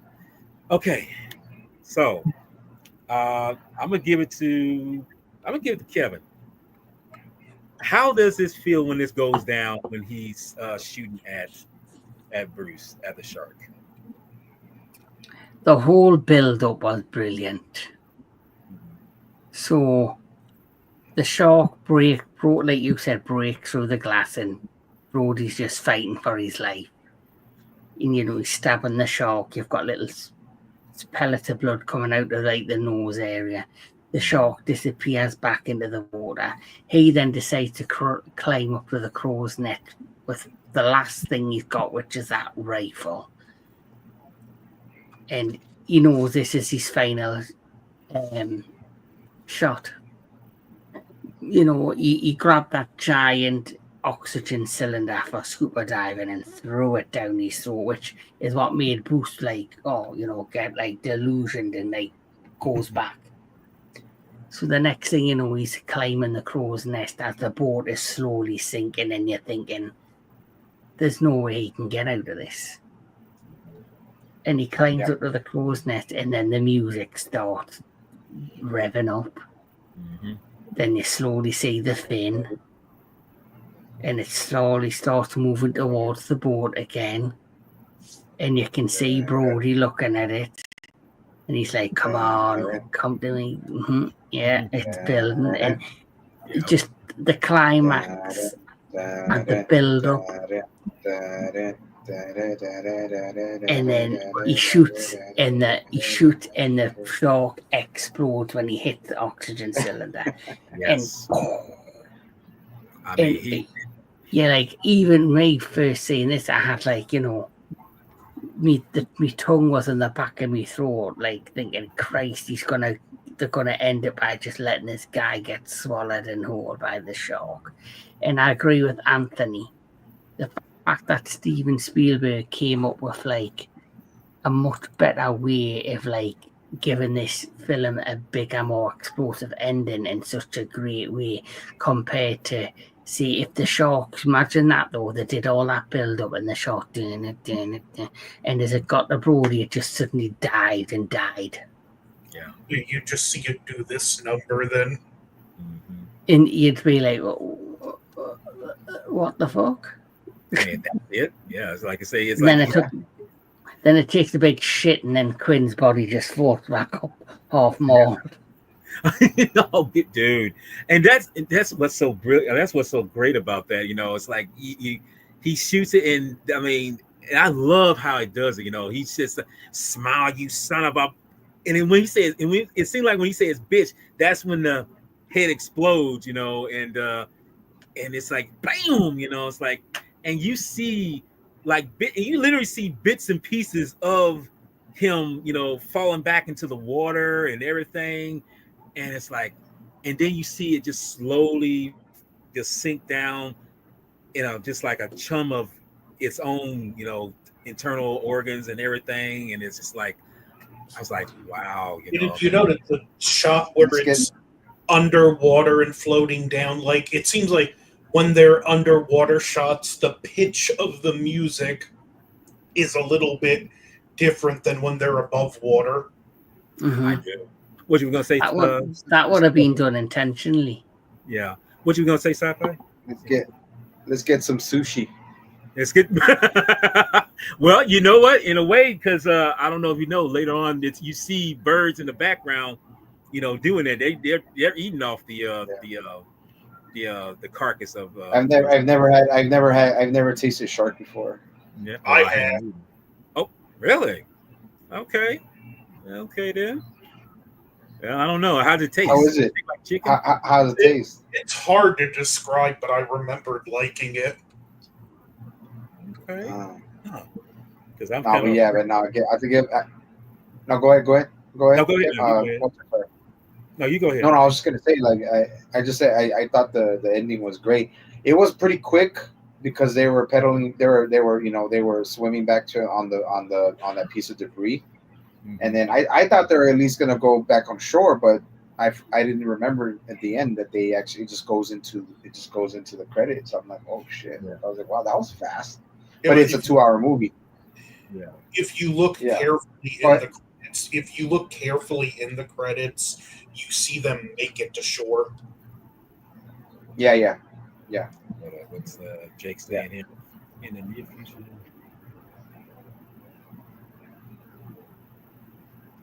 Maybe, but I don't know. I don't know if it'll be as good as that though, Jake. If they do ever remake this film, I ain't going to see it.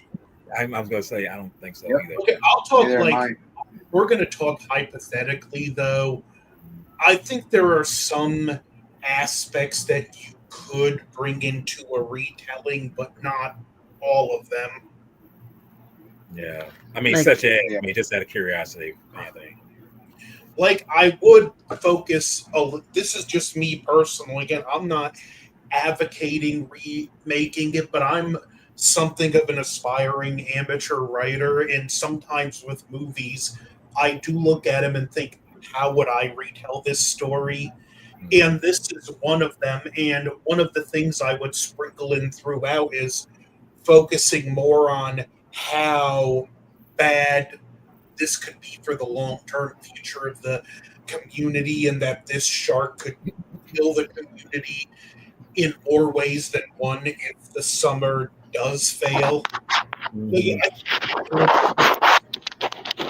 elements put in, but you also need to know which ones to leave out. Like the mafia subplot doesn't need to be there, and The affair doesn't need to be there. Yeah, like I said, they don't need to be there. I'll add to that, Anthony. I wouldn't even call it Jaws. I would just call it Amity Island. Well, that's it. Like you don't need to remake Jaws for actually in name remake Jaws, but you can do a spiritual remake that's almost the same movie, but just give it a different name so you're not putting it under the weight of Jaws. Right. I mean, give it some flavor in terms of, like I say, you doing your own thing. You know, I mean, that's why I feel like if you do a remake, you know, or like I say, reinvention of it, it's like do your own thing, but don't copy with the. Look at the movie, for example, and this is what I mean how they should do it. The movie Four Brothers with Mark Wahlberg. Mm-hmm. It's a remake. Oh, yeah. It's a remake of The Sons of Katie Elder in everything but name. And who's to say you can't do that with a film like this? Just don't make it a direct remake. Now, you know, I did not know that. I mean, and I thought that looked familiar, but I didn't know that that's what that was. Watch Sons of Katie Elder, then watch Four Brothers. It's a remake in everything but name. Okay. If they did remake it and they were gonna remake, I would call it Amity Waters. Yeah, there you go. Yeah, something like that. I don't want a remake, but if it fell under these very specific circumstances where the studio was staying out of the way and it was done by a director who this was a true passion project for, I would be like, you know what, before I pass judgment, let me at least see a trailer. But with modern Hollywood, the studio's going to be involved in every step of the filmmaking process, which even this one, the producers, Bran and Zanuck, were unsung heroes. They kept certain storyboards from the studio, and they even held back some of the dailies from the studio just to keep them from getting involved. I'm not going to lie, I am surprised because of the way Hollywood is. You know, the well of originality in new movies is like dried up. I'm surprised I haven't decided to remake Jaws, but then at the same time we've seen the likes of the Meg and all that, like Deep Blue Sea. It would be very difficult to remake Jaws and have, like, you know, to give it, you know, that sense that the original had. And I generally feel if they did, and I think no one's tried to touch Jaws because there's been that many shark movies since Jaws that haven't done well, that have tried to duplicate the success of Jaws. And you have, like, the more down-to-earth, you know, movies like you say, like The Shallows or, you know, 47 meters down, but then you've got the more and then you've got the more fantastical movies like the Sharknado ones and Mega Shark. So, you know, the great thing about Jaws is because of its success, it did two things. It created a new formula in the Hollywood, you know, machine.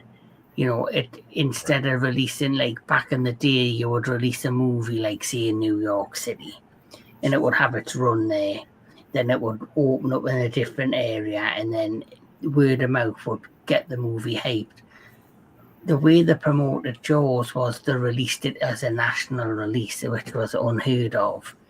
And because of the great advertising campaigns on television, it made it a must-see movie.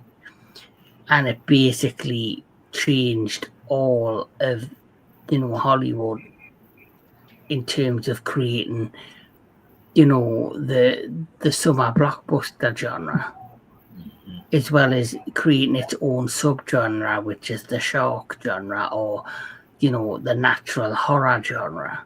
So it had so much, it created so much. And the one thing you need to be impressed about, despite, raising the budget, despite any sort of, extra time added on production, this film was still only made for 9 million and made nearly 400. Yeah. That for its time in the 1970s into the 80s, that for me is unheard of. That was a smash hit, and then nothing beat it till 2 years later, till Star Wars come out. Right. I mean, because you got to remember, during this time, there was so many things that was going on. People needed a kind of release, from reality. So even though this was a basic, psychological horror type of film, the horrors of what was going on in the real world with Vietnam coming to an end, scandals in the pregnancy, all these things were depressing. So it's like we need a release from these kind of things, and Jaws was one of those things, and I think that did that brilliantly with that. I mean, it's that's probably why it still stands the test of time to this day. I mean, it's still 50 years later. It's what it is. But we're going to wrap this up because we've crossed the threshold in terms of talking about this film, and we've done a great job with it. But to kind of do a little thing, give your all around feeling about this film in terms of its success, and what would you give it in terms of score wise. So Kevin, give me your take on it.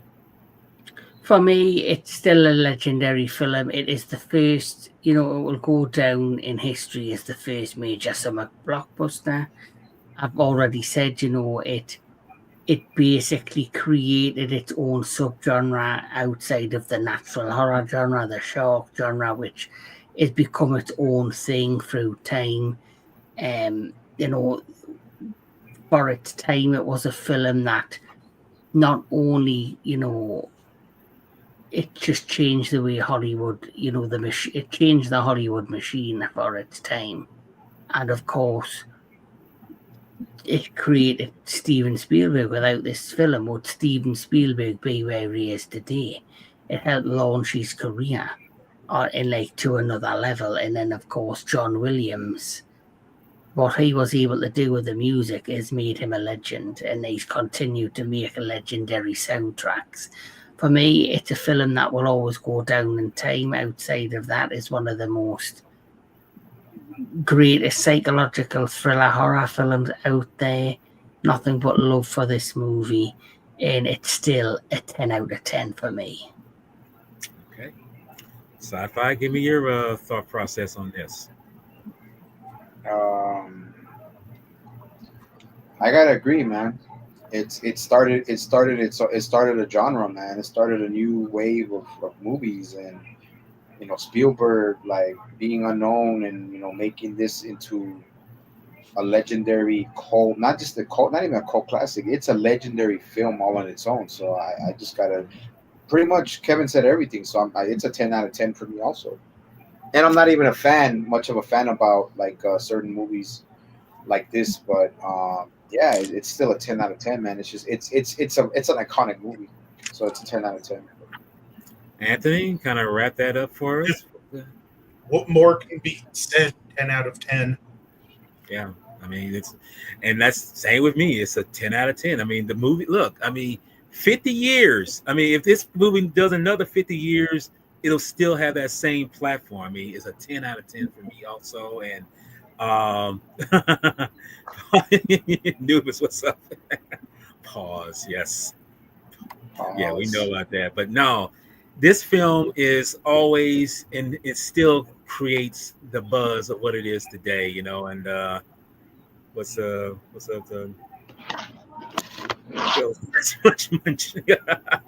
kind of like the Jet Jaguar pause. But no, this film is 50 years old, and to this day still holds that iconic threshold of what it did, and like I say, the people who saw us back then in 75 probably didn't know what to expect, but here we are 50 years later still talking about it. And just like Godzilla, like other genre films, it still holds the test of time. Yeah, And it's, and can I may add one thing? go ahead. Without Jaws, Sure. Jaws had to swim before Jurassic Park could walk. Because, like I say, without the success of this movie and creating a summer blockbuster franchise, like, the new Hollywood machine, Steven Spielberg might never had the opportunity to go forward to make Jurassic Park. And just like with the success he did with Jaws in 1975, what he was able to do in 1992 with Yes. Jurassic Park, once again he changed the landscape of cinema because he created digital special effects that brought these creatures to life. And I know we're talking about remakes, and if they ever did one, if they ever were to do a remake of Jaws, I would like to see Steven Spielberg do his own remake with the digital effects that he's done with Jurassic World and Jurassic Park. I've actually argued hypothetically if they were to remake it, the best thing to do would be a marriage of both practical and CG. Yeah, because you know they're going to go the CG route no matter what. I mean, you could talk that Blue into the face saying, "Let's go practically with the effects." I mean, because when they did the prequel to The Thing, it was going to be done majority practically, but some studio head said, "Let's do it the CGI," and go with that. I was like, if you search for the footage of the practical effects for that movie, they look amazing. yes. I mean, they look just like the ones they did in '82, and I'm just like, why are you going there? I mean, they look as effective then as they do now, so I don't get the gist of why you couldn't have the blending of two, techniques. But no, this is where studio interference comes into play. Even though that movie has its problems, I guarantee you, if Universal tomorrow released a practical cut of that movie, I promise it would sell just for curiosity alone. Yeah, I like what Big Bad Wolf said. Get Homeboy did -1 to do that. That would be actually a brilliant idea. But it's not like freaking. It's not like fucking. America want to do CGI or even kind of effects like from Japan or China or anything like that. Like they're lazy. They're lazy. They don't want to put the work in. They don't want to build. They don't want to build freaking mechanics. And I bet you, even if they did practical, they can do it better now with all the technology we have. They do better building more machines that'll be working on the water and make that stuff work. The perfect example for me, like people remember the success of, say, Alien Romulus. That was great for the fact it makes CGI and practical effects, but still there was something missing for me. Even though it's not a great film, I really enjoyed the practical effects in Beetlejuice, because the story wasn't amazing, but I love the fact it was Spielberg. It was Tim Burton, and he was using some of the same effects that he used in the first one, but like Century saying, because of the updated technology and ways of sculpting and being able to make practical effects the way in a more advanced way than they did then. In contrast, it worked. It worked for me.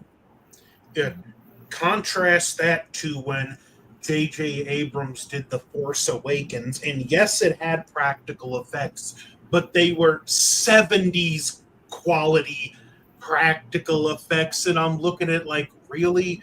I appreciate you doing practical effects, but is 70s quality the best you could do? Could you not do the best of modern practical effects? Yeah. That makes sense. I mean, it's like that's the thing. That's kind of the thing I was telling Kevin a while back when we was doing our education about special effects. It's like the people who did the effects back then had the groundwork to say inspire you future wise to upgrade your techniques and what you do. I mean, you have the ability to say build better and um, better effects in terms of practical effects. You can do that. It's possible, Mhm. but it's like you still go the CG route, thinking that that's the end all be all to everything. I mean, Mhm. use the CG where you can't really do the most basic of certain things. But it's like don't leave out the practical, because the practical exactly is where you got started in the begin with to make these kind of effects. I mean, I still And one more example before you wrap up of a great practical effects, and I really enjoyed the show. Was the prequel series to the Dark Crystal? That's on Netflix. That show was amazing, but it didn't do well, and I think it cost that much money that to do the practical effect, but they look brilliant. The fact that it didn't do well, they didn't bother following that series up. But the amount of time and effort into making the Dark Crystal series, I applaud everyone that worked on that film. Sorry, that series. It literally was brilliant. wow. Yeah. And that's why I say I wish it could be like that all the time, but unfortunately, we don't live in the perfect world. We live in a, if you think about it, we live in a fantasy world where we think that some people are going to, do the things that we say is meant to happen, but it's like no, we don't have the gumption, as the saying goes. But to kind of wrap this up, let's do a spin around in terms of who's got whatever coming up on on their channel. So Anthony, what you got coming up on Well, yours? well, I need to get to cracking on my Gundam Wing 30th anniversary celebration, and I do have future live streams planned. There's no date set, but I want to do one with Gojira851, who's in the chat, and Sci-Fi, who he's here with us, where we talk about The Last Samurai, and a Yes. guest who had to leave earlier due to technical issues, Thrash Pondo. I'm planning on doing a one-on-one discussion with him for the Howard Hawks version of the Thing from Another World. Hmm. Like, I know he has the love for those classic movies, so he's definitely the one to bring in on that. Right. Okay. What you got coming up, sci-fi, as far as that does? San Diego. That's what I got coming up. Okay. San Diego, and yeah, San Diego, and what do you call it? But yeah, I already mentioned a few things I got planned for after we come back, but so far, just what you guys coming up, or what Anthony has coming up, also with Kevin. We got a few.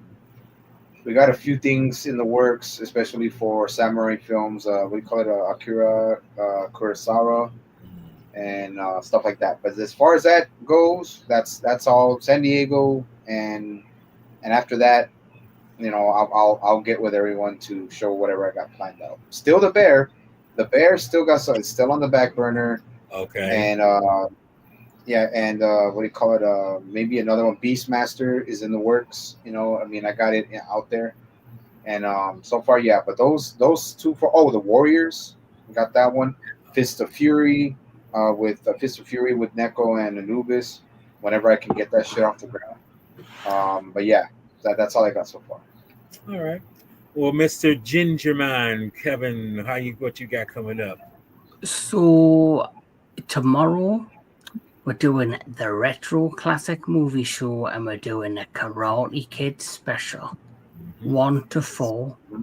And then I'm hoping at some point this week to go see 28 Years Later, which was filmed on the Fawn Islands, which is not far from me. So I'm looking forward to see if I can spot the locations throughout the course of the film. And after that, I have nothing planned because, like you say, it's vacation time. It's let's get down with the sun and the beach, and let's have a good time in San Diego, and let's hope we don't get eaten by any fucking sharks. Right. I mean, no I'm only gay putting my shark feet. anyway. Would you say sci-fi? I'll say I'm just putting my feet in the freaking water and maybe splash around a little bit in the super shallows. But hey, that's as far as I'm going. I'm not frightened of sharks. I'm frightened of when I'm in the water and I've got my tits out. That there's going to be a whale hunting boat that sees my ass and harpoons my ass. I mean, who knows? I mean, we never can say what will happen, you know. Whaling's illegal here, so I think you'll be fine. I'm gonna look like a lobster that's red that just jumped out of a hot pot. Oh my god! Jake said, well, you already know. Little wolf, shut up, little wolf, shut up, and let the adults talk. Let the adults talk, and yeah, shut up. Yes, you go back in the play. You go back in the you go back in the crib. Yeah. But besides that, I got my own thing coming up next week. I will to actually take tomorrow. I will be on Kevin's podcast talking about the Karate Kid, the 3 films, and I mean the 4 films and everything. I'll be there. But this coming next Saturday will be a special thing for me because I will be talking about the underrated sci-fi horror classic Life Force, which is we'll discuss in the reason why it's kind of underrated, but also it's the day where I turn a double nickel, baby. I will be 55. So, and then after that, California bound, baby. Yes, sir. I'm so ready, man. So amped up for that, man. Shit. So ready to get out of here. So, but anyway, that wraps it up. Sci-fi society is coming to take over. Yes, right. You know it. Gonna take it down. Take it down, baby. But anyway, that's a wrap. Everybody, thank you guys, you gentlemen. Y'all been so great. Sorry that Thrash, you weren't able to make it the rest of the way, but that's okay. You was on here, and it's 55, dude. 55. That's why I say double nickel. It's a CB term, but you would know. You would know. Who said it? Who said that? Who said that? That was Big Bad. That was he said yeah. So, but yes, thank you for your comments too. Gojira and yeah.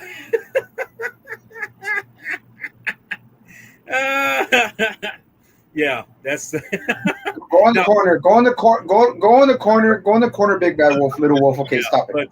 But no, you guys made this show really well. Y'all just made it great. Y'all made it better than what I've ever thought of. And people in the comments, thank you so much. And everybody who's watching, I thank you again. But like I say, we're gonna end it out like I always do on my channel. Y'all take care. Y'all always be patient. And as I always say, but on this time, keep the film legacy alive, okay? So y'all have a great day. All right? Peace out.